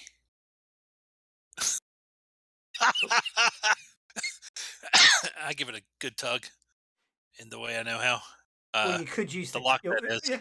Okay. Well, after fiddling around with it, well, with that roll, which is absolutely interesting, you enter 33616, and the door unlocks, and it reveals that it is not a closet at all, but in fact a door revealing a staircase leading into a sub basement, and an addition a further basement level, I should say, a set of stairs leading down. I look to the left and I look to the right and I say, how did they lock that behind them? Oh, well. And I'll just go on in. I imagine it's the first. Yeah. Okay. That actually all makes sense in a minute. Yes, I have no idea. The point. It's a very interesting. More to the point, what happens if somebody locks it after we go in? Yes, that is what I was worried about. Indeed. I didn't find the adventure. The one I was going to write, I got so far in to do it, I didn't get to finish it in time, so I decided to run the one. Oh, this isn't all yours? I thought it was. Oh no! This one comes with the Bartington Halls mini setting, as it were. So yeah, okay. I will do. I have to admit, actually, I have enjoyed. I like that. I've realised I could have so much fun with the setting, and now having run it now, the adventure I was going to do before will happen, but I'm going to tweak it because it'll fit better. So we were going to be Prime Minister. Were we supposed to fuck the pig earlier? Dark mirror. Anyway, okay. As you head down the stairs. Oh, I'd forgotten about that. Now you put that image back in my head to save Princess Samantha. Okay. The staircase opens out onto a very opulent underground room. You get as you walk in, you just get the presence of sort of tradition and sort of upper class pretentiousness, as it were. Obviously, the place is ostentatiously decorated in with all the cliched stuff you'd expect in some sort of secret dining club. There's a long oval table with many gold rimmed seats on either around it. It's laid out with silver dining ware. There's no food on the table, and on the walls are several mounted rapiers. It would appear you have found the supper club. I see. More of these pretenders. You what? Oh, they're pretending to be royalty. This would never pass. Right. I'm gonna go get a rapier. Okay. You can hear. As I say, as you're standing at the stairs looking at the room, you can see at the other side of the room are a set of double doors. There seems to be light coming from underneath it, and there does seem to be some sort of murmuring or some talking going on from the other room.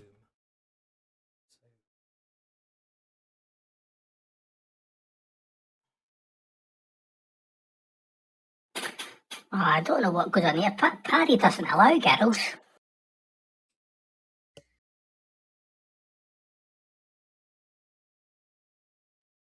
We won't tell anyone.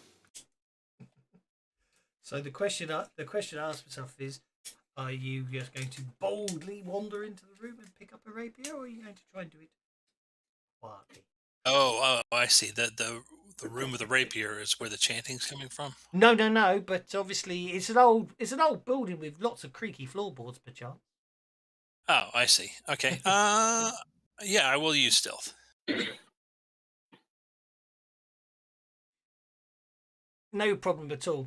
So you're going to head over to the wall and take down one of the pair of rapiers. Well, if there's a pair, I'll take them both down and I'll bring one back in case somebody else wants one. Okay, no problem at all. I think rapiers are already in here, aren't they? They are indeed on the party sheet. We should put a rapier and then a second rapier. There we go. You bring back 2 rapiers. But why you really want a truly offensive weapon is I do not know. So, there definitely seems to be some sort of rhythmic repetition to the noise coming from the room opposite. Kind of dancing. No. It's just people talking, but there seems to be some sort of. It seems to be quite rhythmic and repeating itself. I'm going to stick my ear to the door and have a listen then. But it's all supposed to be an initiation ceremony, innit? Because people are joining the club, and they've obviously taken them out in the woods and they scare them with the piggies, and then they come back and have a big Okay, party. it's not dusk anymore, is it? Indoors? Oh, good point. Sorry, thank you. I don't know if it makes any difference to a 3, but I can Benny it. Well, it's a question. You've got to get across the roof first. Okay. Listen, you walk quietly across the room. I'll be nice. Garrett, obviously, I'll assume that it was a group role to get across. Followed the footsteps of the thingy took. Well, I'll allow that notice roll for that. If you want to make another notice roll, you can make a stealth roll to get across the room quietly. Right.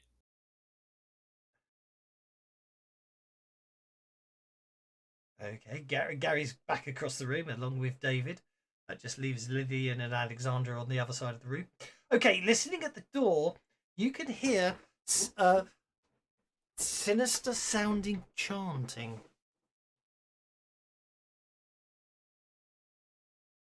What's sinister about it? I don't know. Well, just the very nature of it. Probably they're I think they're They're doing it with their left hand. well, actually, Dark Lord of Fate, give this country to our brother Archie. Archie.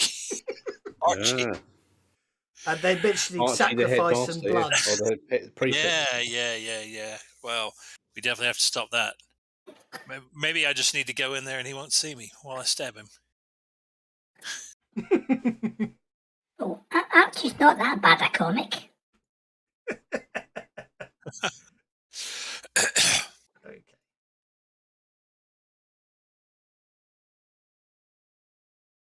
All right. So what do we do? Oh, right. I can't. That didn't work. Hang on. Sorry. Typos. Well, aren't we supposed to get the news reporter to get up on stage? She just wants to get up on stage to give a report, I suppose. I mean, we just want to get the band members back, that's it, really. But they probably went out to the woods and had their initiation party thing with a piggy. I have a feeling I know what Archie's announcement's going to be. Something tells me.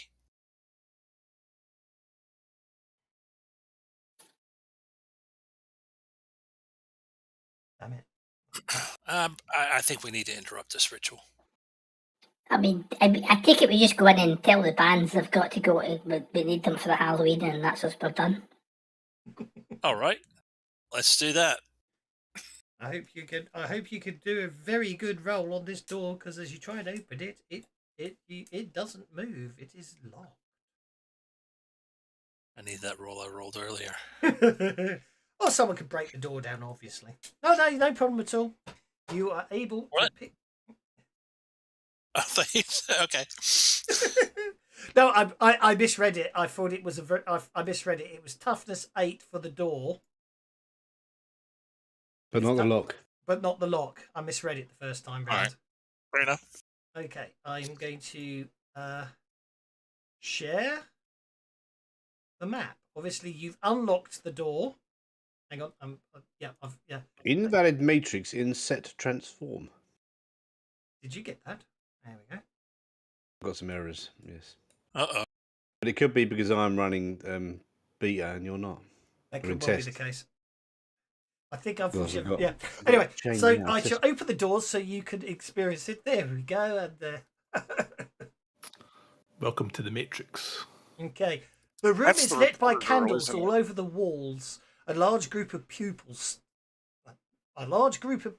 stand in black robes with silver pig masks over their faces.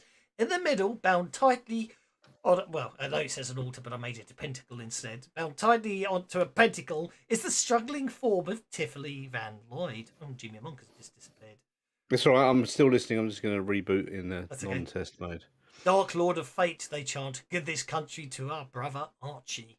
At the head of the altar stands a taller man in a gold mask. He raises a long dagger over his head. What do you Okay, so it's not band practice? do?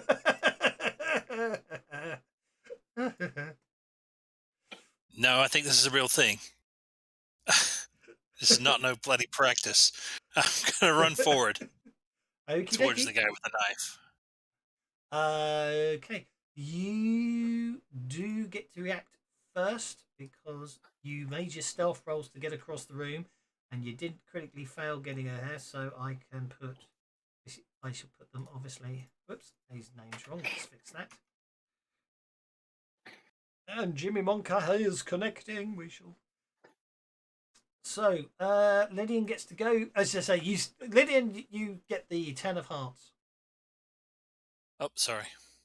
Okay.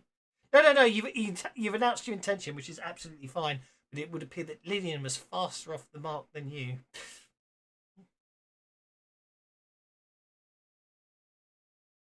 Lydian, what are you going to do? They're all chanting. Is that Mr. Braithwaite? Well, you can't tell because he's got a gold mask on, but I shall reframe that map. I'm going to go on hold. Okay, Lydian is going on hold. Alexandra?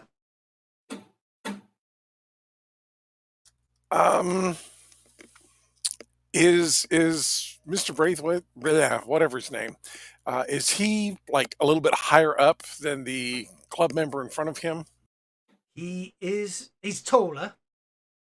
The club members are all down on one knee. I'm not sure if you can tell that from the token, but they're all down on one knee. Okay. Okay, that tells me what I need to know. Yeah, I chopped his I'm going legs to step off to from here. standing. And hold on, maybe I'm going to step a little closer. Do you like Let's this step map? It's to the there. first map I made in Dungeon Alchemist. Is it Dungeon Alchemist? The AI based map. I ripped it all out of it and then put the pentacle on with a bit of photoshopping. But anyway. And I'm going to throw my discus into his face. Nice. Yes. Go for it. Do the Casey Jones stuff. Yeah. Actually, if you really zoom in, you can even see I gave him a bone sacrificial dagger. I'm quite proud of that. Did you forget to pick it up? Yeah, no, I picked it up. I just forgot to enter it in. I'm teasing you, mate. I'm teasing. I think I want to Benny that. Okay.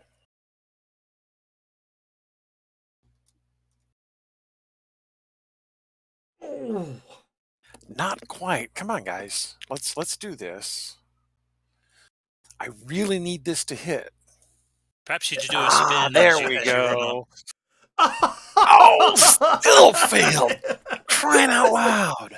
Unbelievable, isn't it? Unbelievable. Hang on, why is it minus? Oh, it's Why are you -5? Well, I Mid-strength penalty.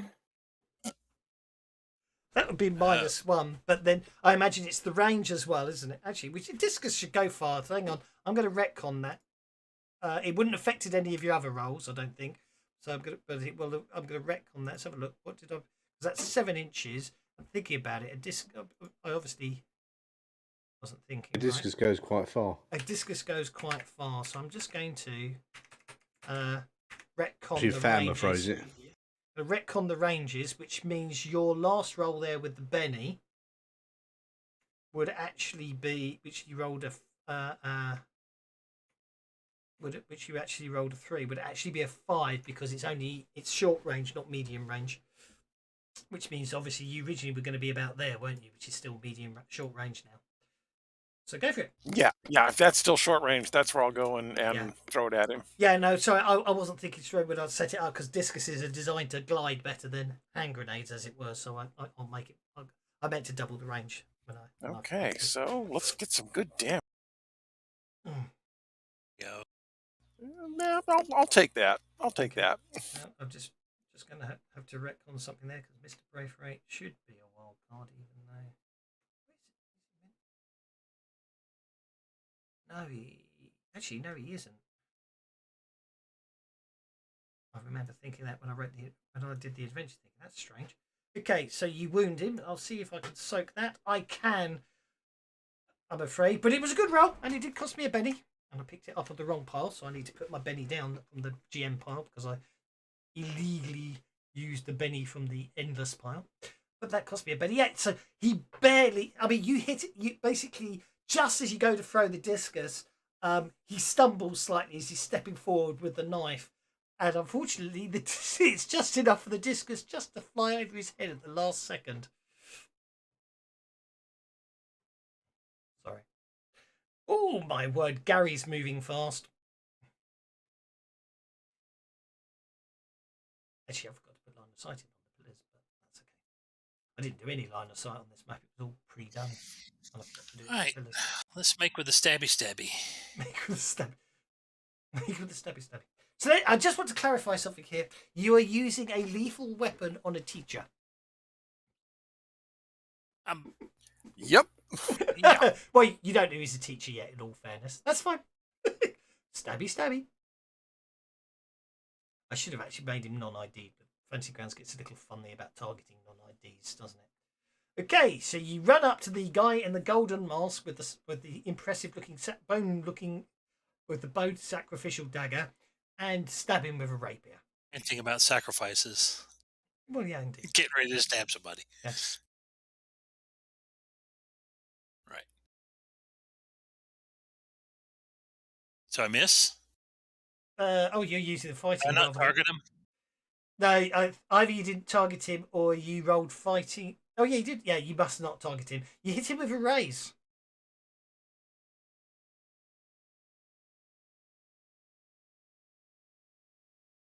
Yeah, I should have made him wild card to make the fight go longer, but I don't think he's surviving that one.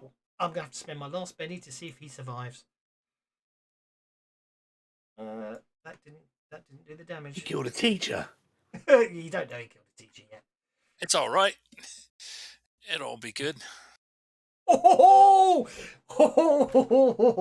He parries your rapier thrust at the last second with the sacrificial dagger. However, I'm just going to get the front door.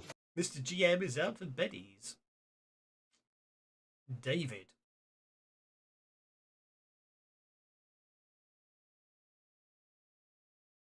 He just said he had to get the front door, didn't he? I'll put him on hold. I'm going to end the turn unless you want to act, Lillian.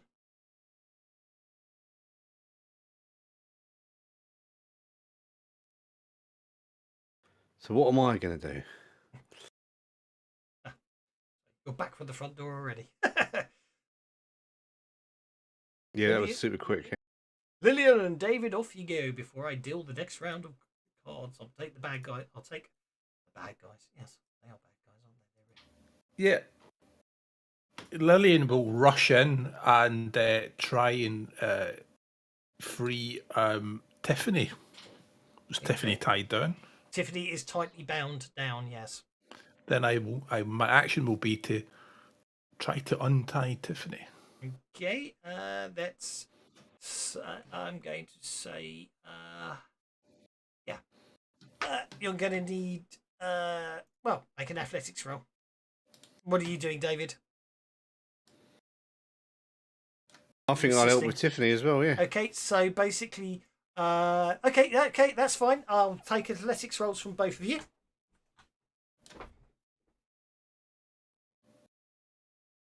Okay, Lillian, you succeed in removing. Oh, but yep, no problem at all. 4 successes between the two of you. Tiffany is unbound. Congratulations. Next round begins. Oh dear, the bad guys get to go first. Okay, now it should be mentioned these ones you do recognise as class members, and they do not appear. They are appearing to attack you unarmed as they punch you, Gary. He hits you. Okay. It's one of the. I mean, you come to expect it from these upper class twits. It is, the hit comes in. It looks rather good, and he's holding his hands up, and he's obviously knows the proper Queensberry rules. But it hits you with all the force of a damp tissue. Don't bend your wrist, just swat. Who's left an arrow on the thingy that really mucks up my targeting? Okay. In fact, the only fact they got Joker bonuses is the only reason you guys might be in trouble right now. It has to be said. That's interesting. There we go. Just thinking we didn't let me shortcut it. I'm going to. Oh, he's going to come over. Oh, he's going to beat up David with a punch. That's a miss. This one's going to come and beat up Lillian. That's a miss. You can tell how impressively dedicated these guys, trained these guys are in the martial arts. Maybe this one's a good one. Yeah, this one unfortunately obviously hits Lillian from behind as she's still untying Tiffany, but it has no real effect. This one comes around there and doesn't get any further. And this one comes over here to beat up Alexander. This one actually snarls evilly as he recognises Alexandra and sort of says quack quack as he swings, but which does actually the absolute I've forgotten the right word. Anyway, you're actually quite incensed by the insult, and it obviously takes you aback for a second there, Alexandra, and you're hit. And the last one punches you in the kidneys from behind, Gary, and it looks like it might be a nasty. Yes, I'm afraid it's a good hit. This one, it got you right in the kidneys. It's non-lethal, of course, but I bet I can shake that.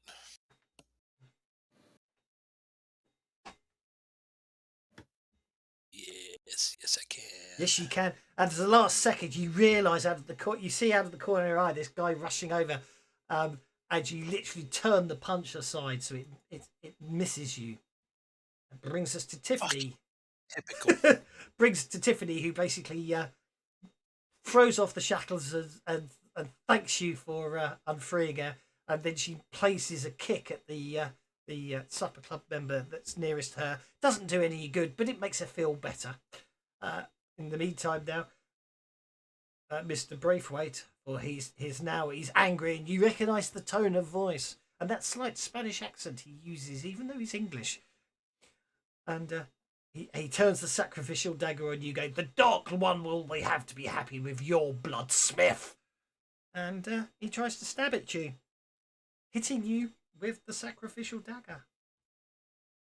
Oh dear, this looks like it, but this might be a little more painful, I'm afraid. Yeah, 2 whole wounds, I'm afraid to say. All right, here goes with the Soaky.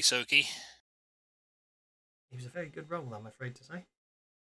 You soak one of them, but you will take 1 on that. You can try again if you want. Oh, I can. Oh, you mean? You can try again to see if you can get better, or you'll take a single wound as the dagger just barely cuts across you, probably cutting your blazer. Oh dear. Okay. That's unfortunate. Okay, I'm afraid to Yeah, say, it is. I'm afraid to say, he skewers you, and you cry out in pain. And it's your go next. So I take 2 wounds. Is that right?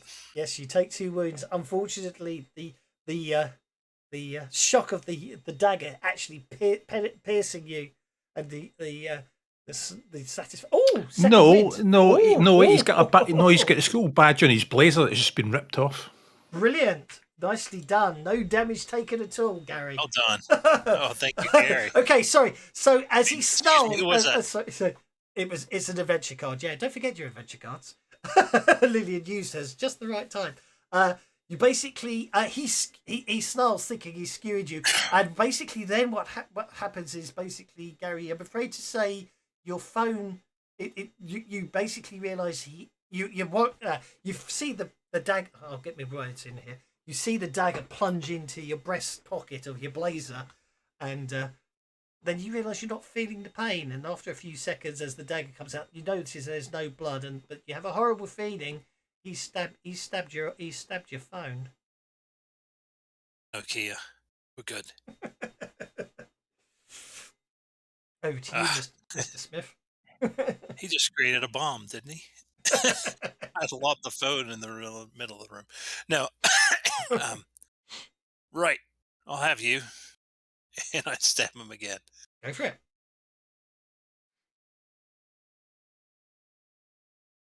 Shit.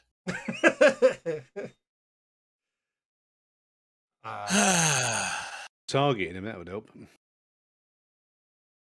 Yeah, I need to do that. But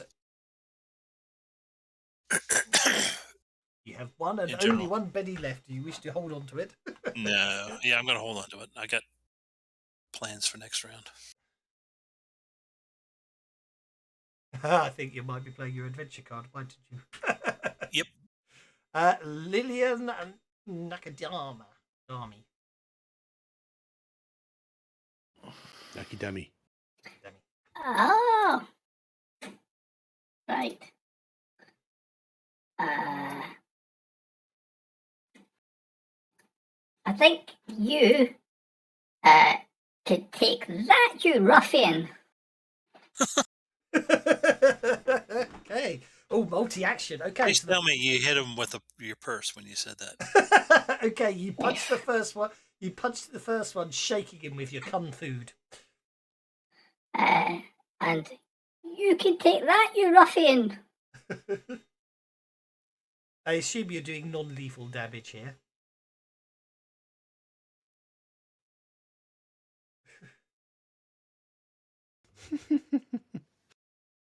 Was that lethal or non-lethal damage? Just ask. Well, it was slapping and pulling hairs, and That's what I figured. to be honest, it was mostly headbutting people and then kicking them when they're down. That's absolutely fine. I'm just making sure it was non-lethal, so he is therefore knocked out and not permanently injured in any particular way. Okay, so this is kung fu. Was that burger blows instead of body blows? I'll give you one for that. I like it. Gave him a fist sandwich. Or knuckle sandwich. Damn it. I knew what you Damn meant. it. I knew what you meant. Damn it. Man. Well. I'll give you one anyway because I knew what you meant and you need him off that crit fail. Mr. Smith. Sorry, Miss Alexandra d'Alsace. Alsace, I should say. Well, this guy's walked up to me, so let's go ahead and punch him. Okay.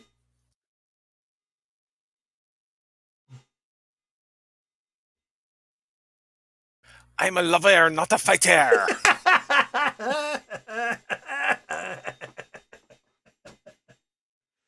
That's very good. Fancy dress party is really quite interesting, isn't it?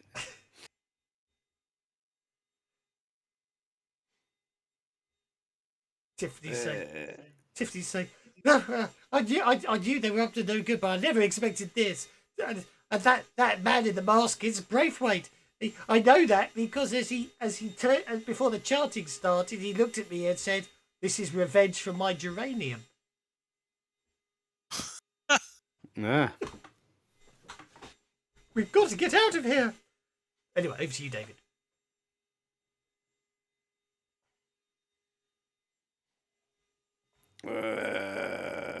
Okay, I'm just going to join in the fun and the games and punch this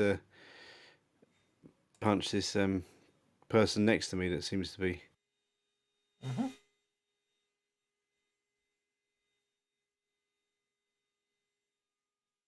It's unfortunate they got the Joker bonus because that really hampered you. Oh, that's nice. You got a gang. You hit him with the gang up. Oh, I think this is enough. Probably another knockout coming here. Look at that. Oh boy! What fun! You went down like I hit you. It's good. Invulnerable? Oh no, not invulnerable because you're already non-lethal. So yeah, you knock him out. Down he goes. Knocked out. That's the end of the round. Oh, look at that! The good guys, the Halloween hang on. party committee got the joke, got the bennies. I'm also doing this. Okay. Yeah, you're playing Why your is it card, aren't you? playing? How do I play it? You literally just drag it and drop it in the chat. That's what I'm doing. That's okay. I can do it. Doing it wrong. If it's not working. Yeah, I know. If it's not working, you're doing it wrong. So, okay. So obviously Gary Smith having playing that as if you have the Joker, that means you'll get the Joker trait bonus. Which I think the idea is you can drag them before you roll. You can drag that and drop it on the modifier box, if that makes sense. So it adds to anything you roll this round. And obviously, although it shows you on the 6 of Hearts, you now have a Joker, and therefore you can act at any time. But Right, I'll let Alexander go first. yeah, Alexander, you are up first. I'll try and punch him again. Okay, go for it. I said I am a lover. Alas, Alexander, you basically that's a terrible thing to have on a Joker as well, isn't it? Unfortunately, he ducks effectively, and you overbalance yourself, leaving yourself exposed and vulnerable. All right, I'll go. Okay, go for it. Be my guest. And I'm just putting a +2 in there. I don't see a Joker bonus in the modifier list. Did it? Oh no! Did it not show it in the chat underneath the card? Sorry. It's okay. Go for it. Well, there's a. Yeah, just put a +2 in. Don't worry about it. Maybe actually, what I'm supposed. I just realised what I'm. I wonder if it's actually a modifier bonus, and I can do. No, because it treats it as damage. Yeah, just put a +2 and off you go. Okay. I'll stab the teacher. Mr. I'll stab the teacher. Just don't critically fail. You hit Mr. Braithwaite. Roll for damage.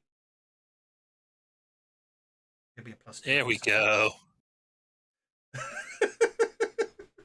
Okay, and you didn't add the Joker bonus in, so that's actually 20 points of damage. So basically, you stab Mr.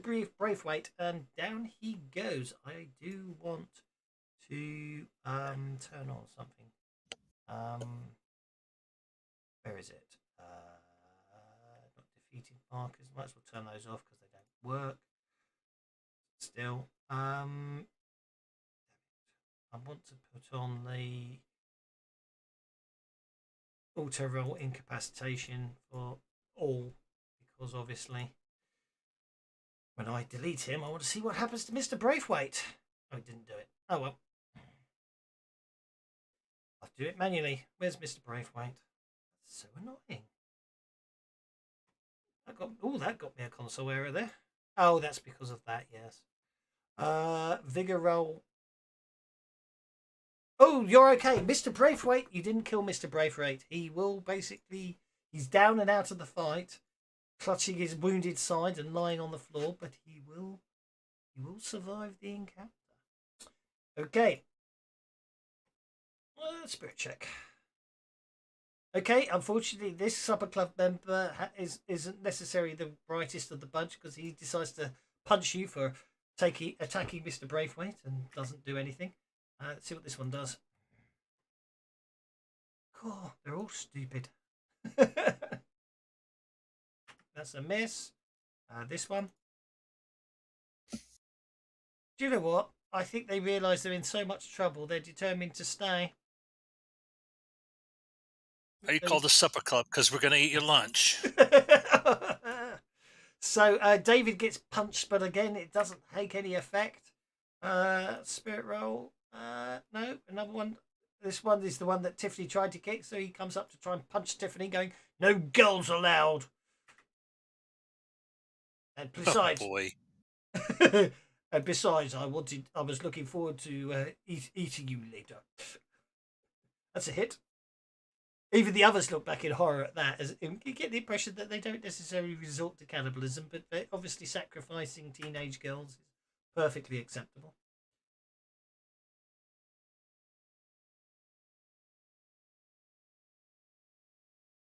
I think I've hit you, Gary.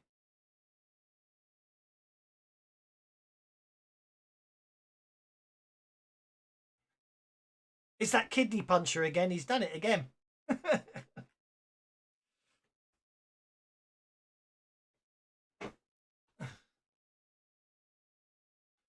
Okay, it's non-lethal damage, so it goes away at the end of the fight. But basically, you get you get a sharp pain in your back as you punch from behind.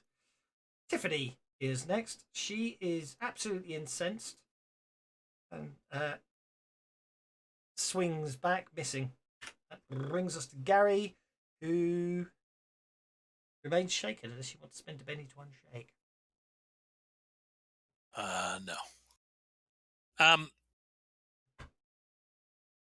Oh, hang on, you got the Joker bonus. You're fine. Oh, okay. Oh, you've acted That's this round anyway, actually, so it doesn't matter. Sorry. Lillian. I'll be nice and let you unshake anyway, because I'm nice like that. Because I made the mistake. Lillian, over to you. Oh, do that. Wait, well, if I got the Joker bonus, that's still only a vigor of 6. So it's still only 1 wound. Right. I need to get a raise. Yes, but also on the shaken roll, you got a +2 as well, which is what I forgot. So, yeah. Lillian's not talking. She's wildly attacking. Lillian's obviously upset at this moment. I think the voice. Well, I did like your comment about girls. Okay, that's a hit with a raise. I think he's in trouble. Can a boy do that?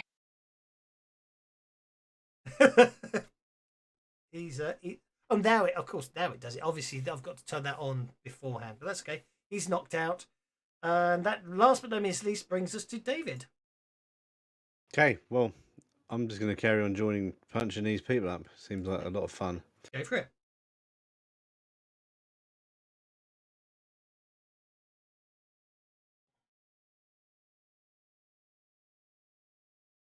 But booger, well, I'm going to do it because I've got that hesitant bonus thing, whoever it is. Not the other one, the other thing, the calculating. Yes. Yes. Booger. So I get a second attack without a penalty. But I'm going to penny the second one. Yeah, right. Okay, I missed. I tried to join in the fun, but I all missed. Well, hang on, no. Calculating lets you ignore penalties. Yeah. Multi-action. Oh, for multi-action. I was going to say, because a single attack would have actually worked on your 5. Your 5? You rolled a 5 on your fighting skill unarmed.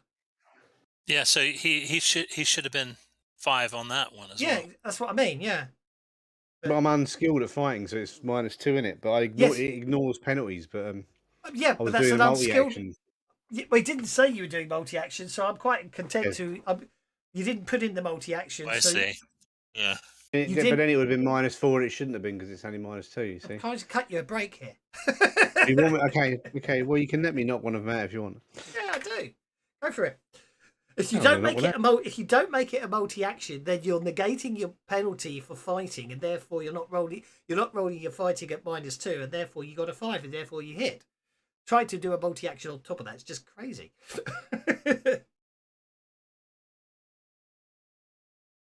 Fair enough. Oh well, not enough to hurt him. not enough to hurt him, but you did hit him. Oh, for crying out loud! Will these guys please stop getting better cards than you lot? Okay, I'm going to punch. Let's play punch Gary. Let's play punch Lillian. Let's play Punch the Gary game. Let's play punch. Punching David. Gary. Oh yeah, I didn't think of that. I like it. Punching Gary. Okay, well, the guy that you hit is obviously a better puncher than you, David, because he hits you back. But obviously, I was about to say not much better, but he does catch you one on the chin, and your head. Oh, your head goes flying You back. actually hit me. We're only supposed to be pulling punches.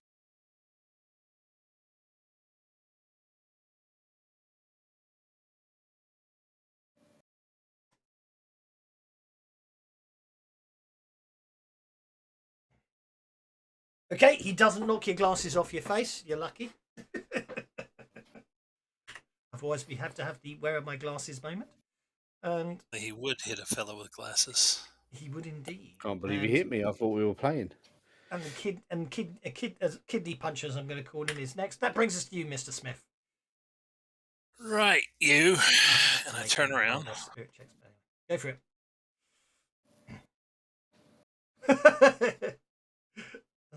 There we go. Doesn't really work with these icons, does it? Yeah. Sorry, I thought they would Fall over. And I'm going to punch him. Only on my head. So actually, I'll drop the rapier. Can I do non-lethal with the cricket bat? Then we drop the Being a cricket blunt bats. instrument, yes. By Yes. default, you can switch to Yes. non-lethal without penalty. That's what I'll do. I'll Okay. drop the rapier and I'll grab the cricket bat. Yeah. I'm going to assume, for argument's sake, that you've been holding the cricket bat in your left hand and using the rapier in your right hand. So it's literally drop and transfer and swing. Yeah. Go for it. Thought I had it on my back, but in the sports bag. Oh, good point. Yes. So you just reach behind you and pull it out. Yeah. Yeah. If it was a baseball bat, you could have said batter up, but because it's cricket, you can't. That's right. Go for it. There we go. Okay. You hit with a raise with your cricket bat. So roll for damage. No, mark it non-lethal, of course. Yeah, these are surely these are unarmed defenders as well. It should be. It's not banking that in, is it? Oh, I thought I'd done. Right, it only matters to him because the rest of you are as well, aren't they? What does that look like? Except me. That's really why I noticed, because it doesn't apply to me. I'll remember in future. It only gives you a bonus on the hit, not the damage, doesn't it? Non-lethal. Yeah, That's but much more satisfying. It's all equal. So it affects both sides. Yeah, exactly. He's knocked out. That brings us to Alexander d'Alsace. D'Alsace, I should say. Yeah. I obviously don't know what I'm doing. But I am keeping him busy for everybody else. Alas, yes, you are keeping busy for everyone else. Tiffany Van Lloyd is up next. Well, actually, she's going to sort of back over to this corner here, up to the pillar, and sort of put her back against it, so she's out of the way. But David unshakes successfully. You have to get less than a 5 to use hesitant, or is it 5 or less?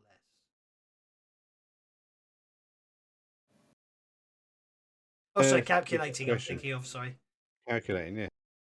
Aye, 5 or less, so you can basically negate your. You give yourself a +2 fighting bonus if you wish to.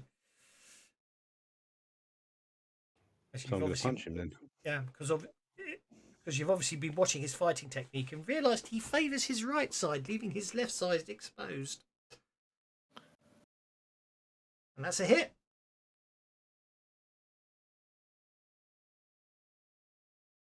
You punch him, and he's quite taken aback that you actually managed to hit him with such force. Did I knock his glasses off? Unfortunately, he's not wearing glasses. However, you did split his lip, and he's surprised. That brings us to Lillian. Oh, my arrow's gone to pass my turn. Shut it. Shut it. Shut it. Shut it. Shut it. Shut it. Shut it. So one shot, off we go. Right, if you're attacking number 2, he's an unarmed defender. Off you go. Actually, they could all be unarmed defenders because those of you that are unarmed attackers have the unarmed defender on your attack. So they're all unarmed defenders now.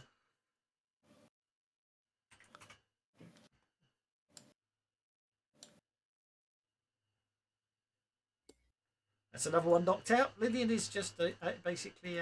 Oh, he's not bleeding out. That should be non-lethal. Oh, you obviously, yeah. And then I'm going to move after that. Okay. Seeing Seeing Gary upside down. Seeing Gary Why upside is down. Gary upside down? That person Seeing must have Gary punched him upside so hard, down he's standing on his head. reminds me of back when we first started using Fantasy Grounds back in version 1.0 days. And obviously when we first started out, all you had were the letter tokens. So what I used to do was, we were playing D20 back then. What I used to do was obviously when you killed one of them, I'd turn the letter upside. I'd put the letter upside down, and so we had an amusing day where it was like, oh, the players were going, oh my god, the O just won't die. And, and also the W when the W turned over because it was William, they freaked out. Goes, oh look, William's down, but Mike's here now. It's a good thing you didn't use binary to label all the monsters. Oh gosh, yeah, that would have been. Yeah, good old days. Okay, that looks like Benny's are going all over the place again. So Gary's up first. Yes, lovely. Why can't I drag in turn? Oh, you can't drag into a turn, unfortunately, to a function key. People have tried. Okay. There's a way to do it because I've done it elsewhere, but I don't remember. Maybe it might not be in the Savage Worlds rule set. I see. Because we couldn't work out how to do it. We did try the other week. I turn around and say, I think you need to take the silly point position. Go for it. I shall scratch. But what are you going to do? That's a hit with a raise. Non-lethal. Mm-hmm.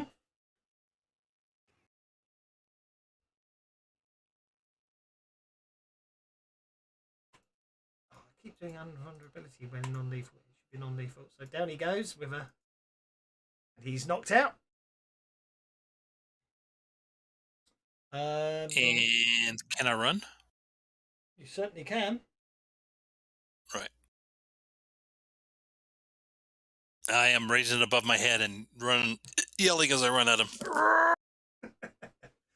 Okay. I shall be a good boy. Let you people do the end turn, seeing as other people complain when I do it. Yes. Don't know why. I'm going to punch this bod that I punched again. But I got a plus 2 from the Joker. Have an effect for that. Was it 3 wounds? If this does what I think it does, I think it will perfectly sum up Gary's attack on him. I was wrong. I thought it was going to be a different one. I thought it was going to be the dong. Oh, I thought it was this one. Sorry. Pressed the wrong key. See, that's why I don't bother with sound effects. Well, not half the time. Oh my word! David has just knocked someone out. Very nice, David. Boy, tried to knock my glasses off. It's not even playing properly. It's not even playing fairly.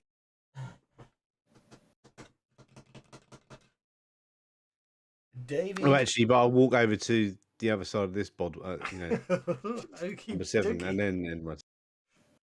Okay, that brings us to Tiffany. Basically, with both of them down, Tiffany runs back to the center of the room and starts kicking the unconscious boys in the crotch. Alexander. Kick him in the nuts. Yeah, she's kicking him in the nuts repeatedly. And muttering stuff under her breath. That's a hit.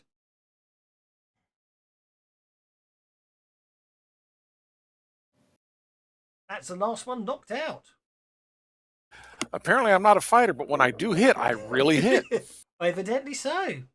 I shall unlock token movement. So, I would say Mr. Braithwaite is bleeding, but he will recover if.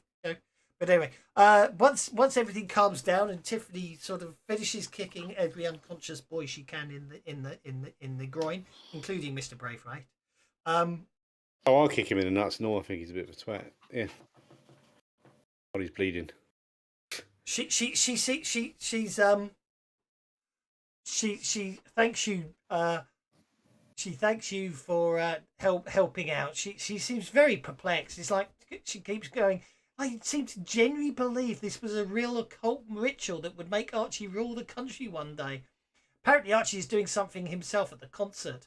I don't know what it is, but it can't be good. It must be something to do with that questionnaire. Oh, we got to get back there because he's said he's got to do something after the concert. So we got to pull the mic before he can. Can I? That's where I come in handy. I'm the have electrician. common knowledge rolls, please? Gary, you get +2 bonus on that roll. Everyone else just makes. Presumably, we're still going to let Tiffany speak on the microphone and then we pull it.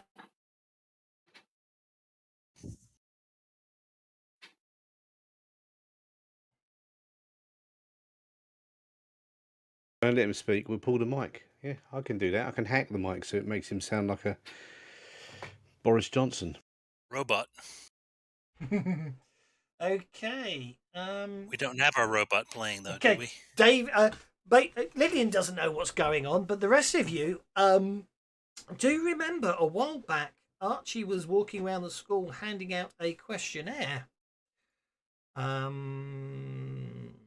is it? I've forgotten what it was. What was the questionnaire? Basically all of the pupils that were here on scholarships and therefore, and obviously classed as the plebs, were asked to fill. Oh, you mean like Gary? Yes, like Gary. Gary did fill out the questionnaire, which is why I got the bonus on it. They had to fill out a questionnaire several months ago.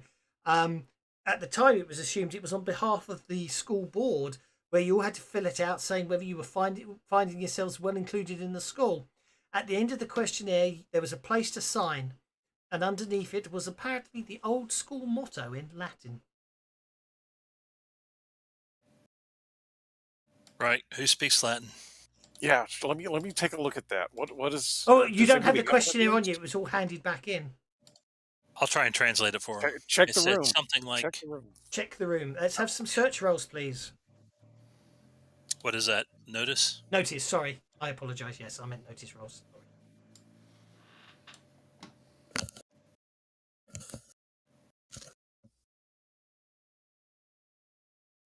Okay, notice rolls. Yeah, search it. Search. You don't find anything in this room.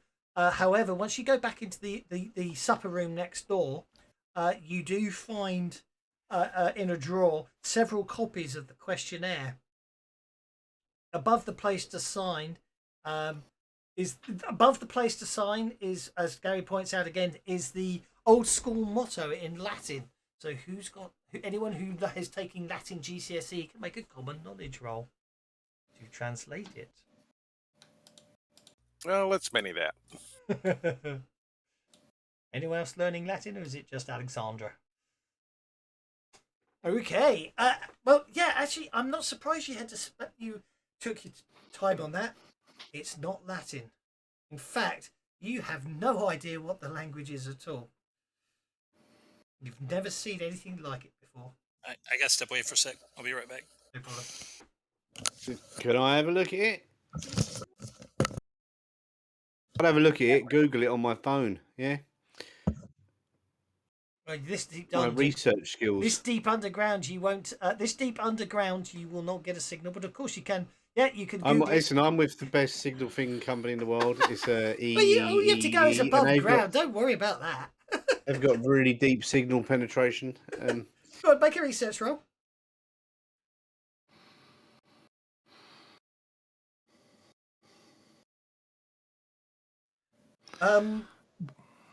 Well, the only thing you can come up with is on some really weird, obscure website. With all those crackpot conspiracy theories that seem so popular, and I do believe that obviously you pay no attention to, do you? No, because you don't believe it all. Yeah. It's all nonsense. I'm still Indeed, but apparently it's the only success you get. It apparently is the mother tongue of Wet, Demon Lord of Fortune and Squirrels. Fortune and squirrels. Yeah. Goddamn squirrels. I tell them That's- what my research shows. Yeah. And That did you really get does. a translation what it means? No, it does. It doesn't give a It's. I mean, only a few of the characters showed up, as it were. No one's actually been able to translate it, but supposedly, yeah. But, Whatever they signed was some kind of pact with a demon. So we've got to go and I read this stuff, I don't believe it, but I remember it all. Yeah. So Well, definitely, that's- if you've just signed a pact with a demon, we've got to go and that's the they're demon's probably name. going to drug you up and try and do something to you, and then blame it on mystical powers or some other nonsense. So we've got to try and get to the bottom of this. There you go. I remember in Yeah. DC Comic 74.2, episode 9, there was a whole bit about where Batman had to fight some demon squirrel lords. Demon squirrel logs all sound nuts to me. Yeah, it is nuts, but these people are obviously nuts. One of them punched me and almost knocked my glasses off. I just got the nuts comment. Ah, dear. I'll tell you what, I'm just going to make life easy and just do that. There we go. So, okay. At this point, okay, as you leave, as you basically head, it takes you quite a bit of time because the supper area, the dining room area is quite open and has lots of things.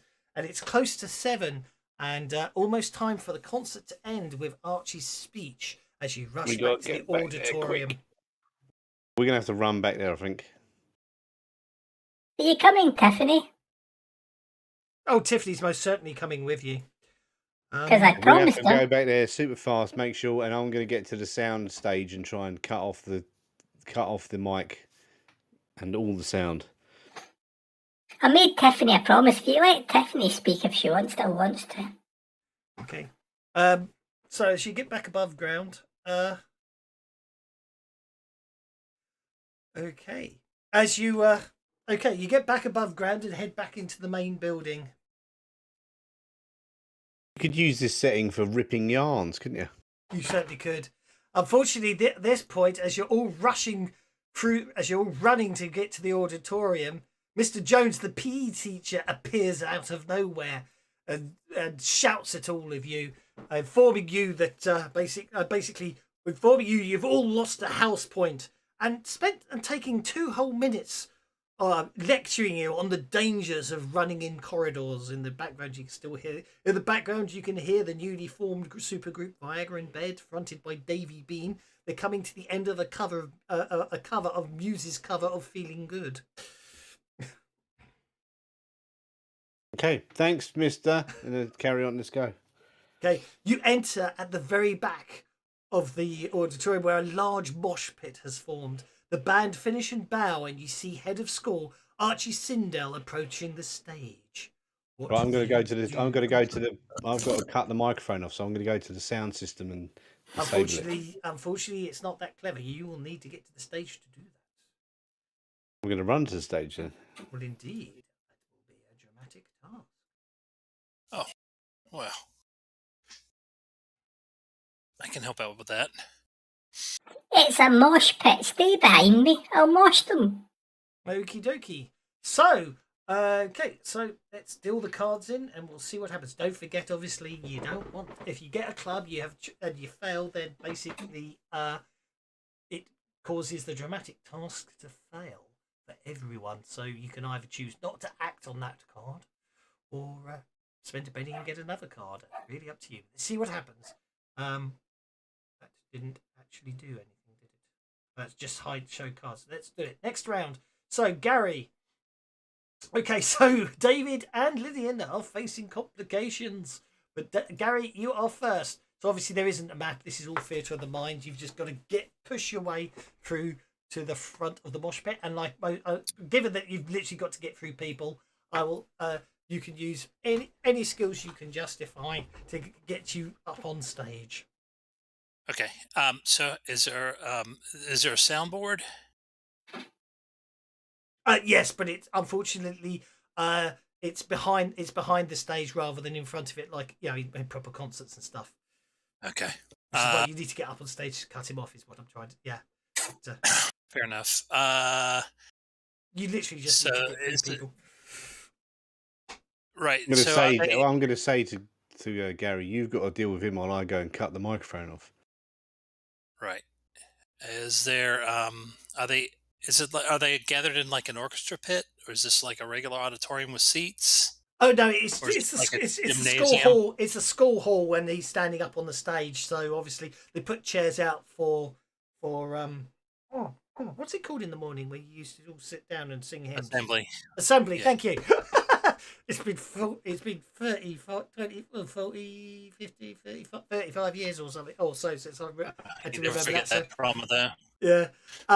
Yeah. So it's basically it's in the auditorium. So there aren't seats. It's a huge. Basically, the whole place is just you're just trying to get through where everyone's mashed to the front because they've been dancing in like a mosh pit style thing. So it is literally just getting through. And I say you don't necessarily have to force your way through. It's just how because I know you've got certain skills that allow you to.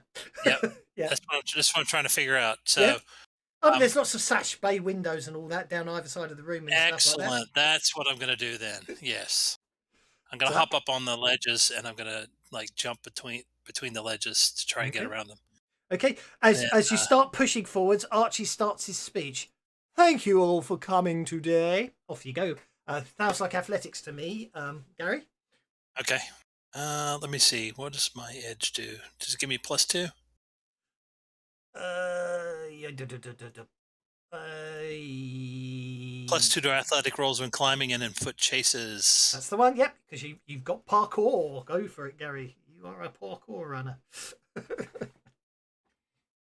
So I'm good at the fringes, but when it comes to my core, I'm poor. Go for it. So, athletics, where are you?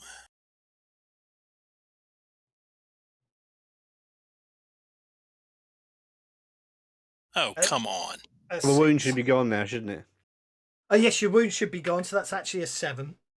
But obviously, that basically one success gets you one token, as it were. A raise will get you 2, as it were. So you were 1 short of getting the raise, officially speaking. All right. Did you ditch the wound? Can we ditch the wound? I have ditched the wound because it was non-lethal. And I did add in my +2. That's okay. He done that. He finished the whole task in one move. I don't think there's any dramatic tasks, is there? I thought there was, but I don't think there is. I think we had this discussion the other day. It's an 18, actually. I have a horrible feeling there is not a limit on how many raises you can get on a dramatic task, which isn't a problem. 122. Performance. Well, I'm just really motivated to cut him off his stupid Well, no, speech. that's absolutely fine.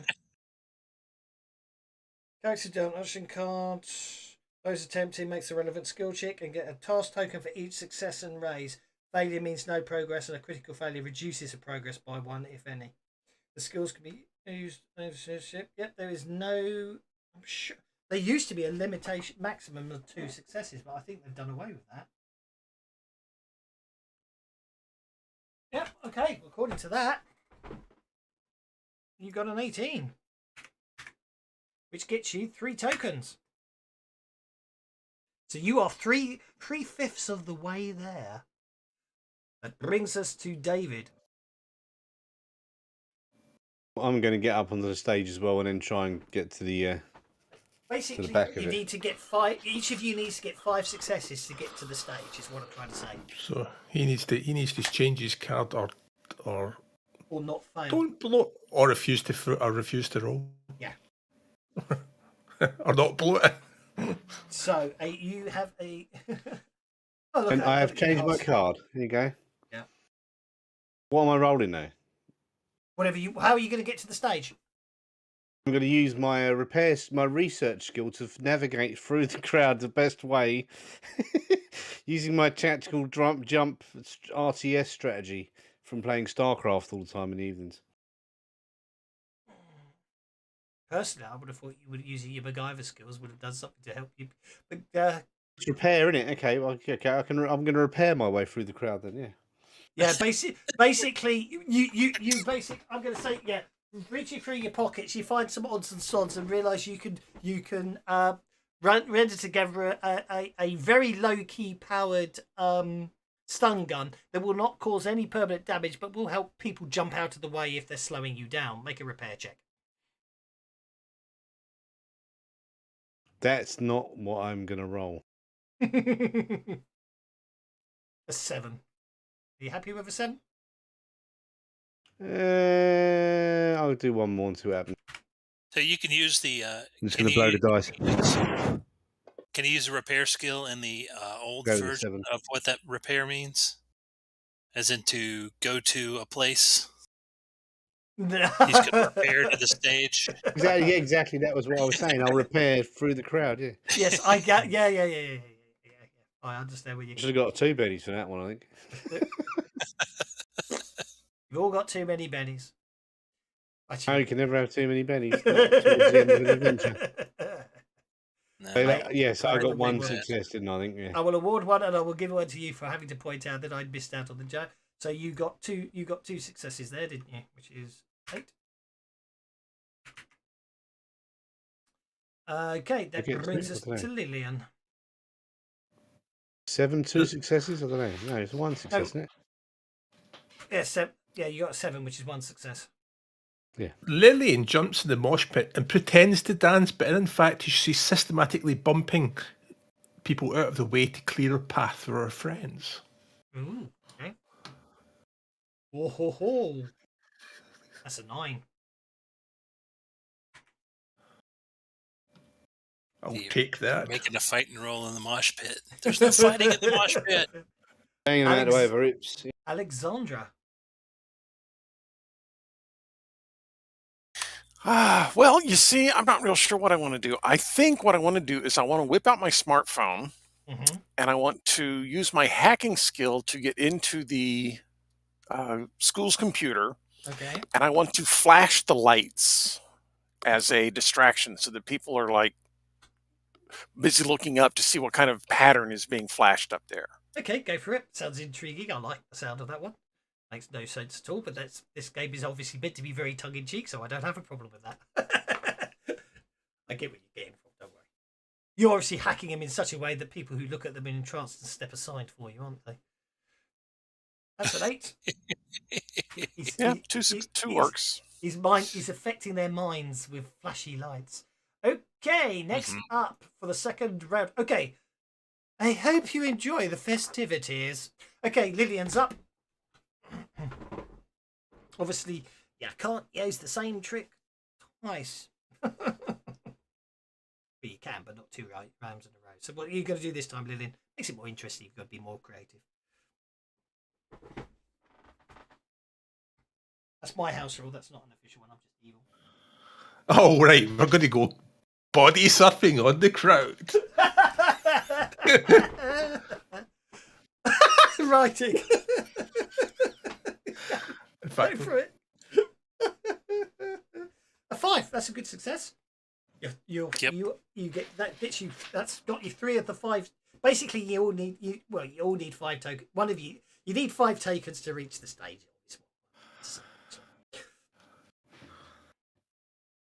That brings us to Gary Smith.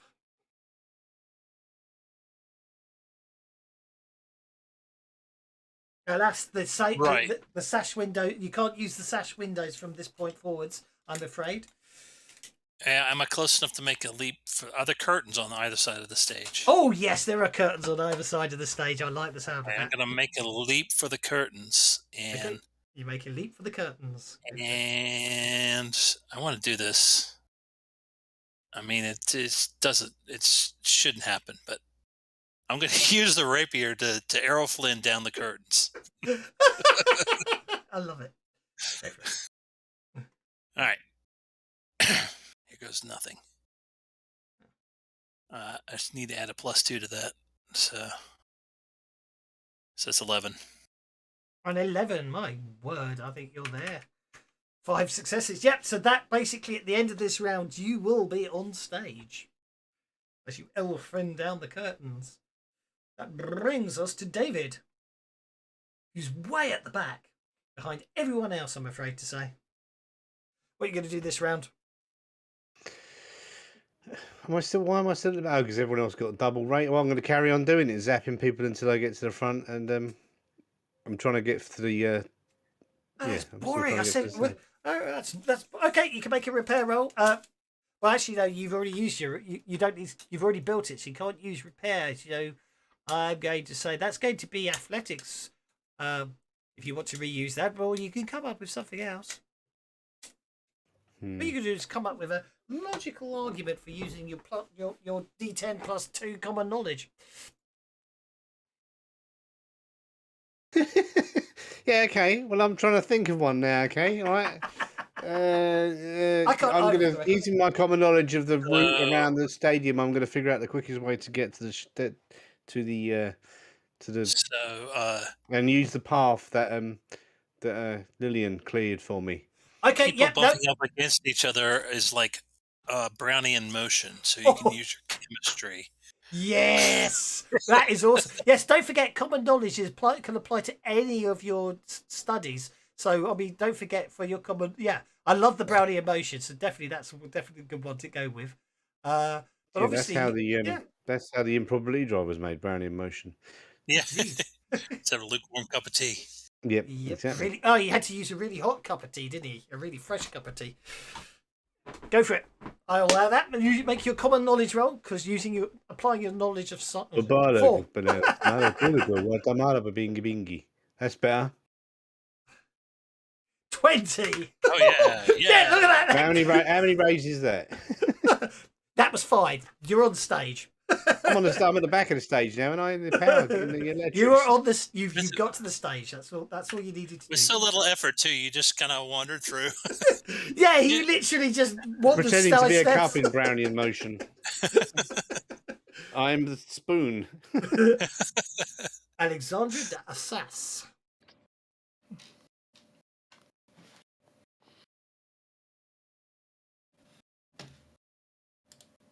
Oh, that gets really interesting how they've written this one. Okay. Actually, yeah, you have reached the stage, but this gets rather interesting how they've written it. So, Alex?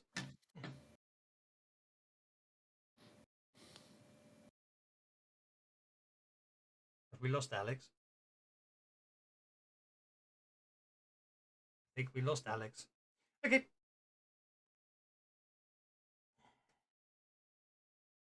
Put him on hold. Well, yeah. No, I'm just thinking. He was hacking. Obviously, there's teachers everywhere around, so you don't really want to do. That's why you don't really. I'm gonna say he just uses athletics to dodge between people. There we go. New round. Now this is where it gets interesting, actually. I'm going to. Yeah. Basically, anyone who gets 5 tokens reaches the stage just before he speaks. Yeah. So basically, obviously, you've got to the stage, so you can stop him. So the next one, because seeing you all having fun today reminds me of an old Latin phrase. At which point, I'm just going to say it's easy enough to say you're all able to basically get there. So it sounds like he's about to repeat an old Latin phrase. What? Oh no! Let's take him. I'm heading for the. And let's see what happens. I'm going to. Gary, you got the Joker. You beat Archie before you can repeat the Latin phrase. And he is on the combat tracker, so you can target him if you want to do something. Bearing in mind, this is the entire school watching, of course. But if you want to target him, of course you can. What's the school mascot?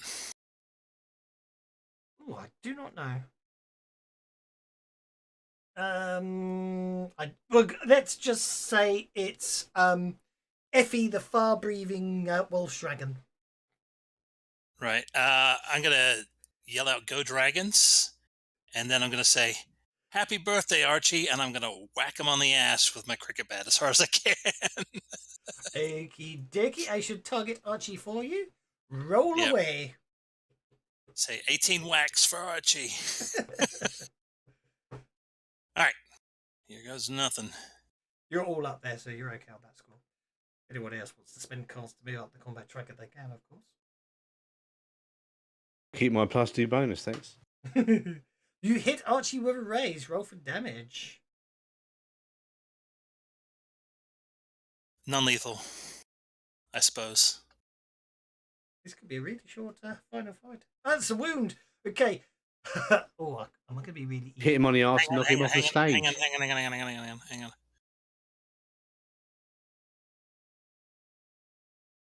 There we go. Woo. Oh, 6 wounds.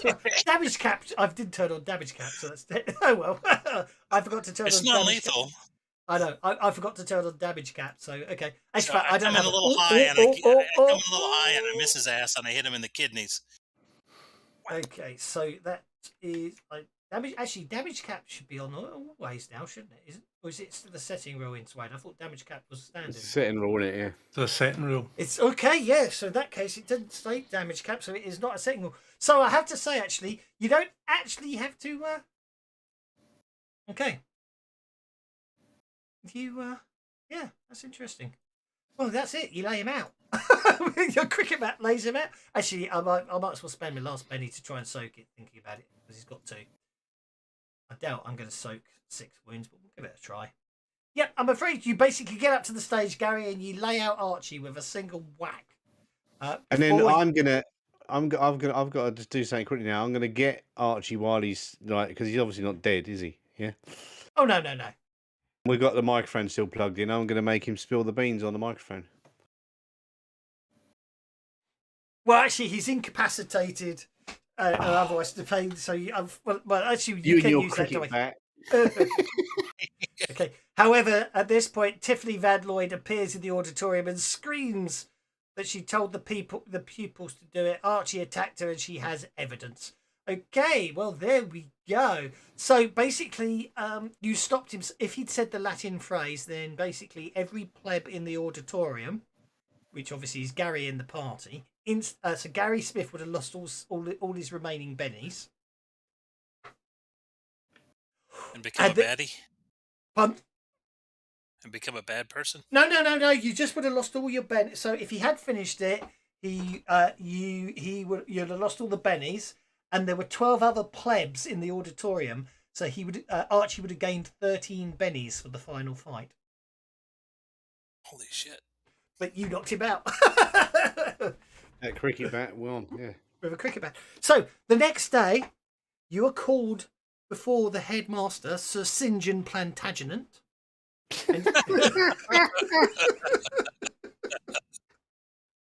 Oh boy, he's not old money, is it at all? No, not at all. He explains how he has been made aware of what happened at the supper club and has immediately expelled all the pupils concerned and fired Mr. Braithwaite. I am also in touch with the police to make arrests. I assure you, this act was not done by the supper club, for I was a member of the supper club when I was here at school, and this was only a small group who had clearly been brainwashed by Braithwaite. I will ensure that the supper club never again sinks to such levels. I also wish to ensure that I can trust your confidentiality on this matter. I don't want a PR disaster. I will confess this isn't the only strange thing that's happened in Bartington Halls. In fact, there are several incidents every year, and what I really need is a group of prefects whose secret job it is to keep an eye out for such occurrences and contain them. And you four, with some possible others I've kept an eye on, would be perfect for that job. Do you agree? What about Tiffany? Well, there's a scholarship attached, right? Well, you've already got a scholarship because you're good at cricket, aren't you? I know, but you can always use another scholarship.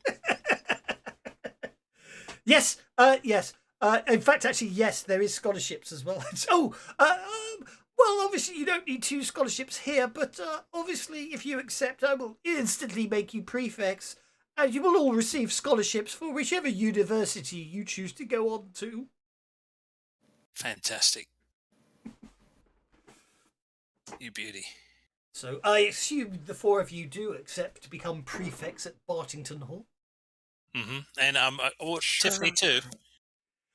Unfortunately, Tiffany has blotted her copybooks in the past. And she can, alas, she is unfortunate, and she has agreed that we have made an arrangement with the parents, and but alas, she cannot be deemed appropriate for being a prefect at this school. But she will. She obviously likewise has. Why can't received you be a prefect? Well, her parents took her out of the school this morning, Rook. but she will receive a scholarship to whichever university she so wishes. Well, congratulations! You have solved the mystery of the what was it called? The Halloween party. So I hope you enjoyed that. I certainly found. I have to admit, once I've got my head around how much fun and how evil I can be with this setting, I definitely think we may have to return here one day.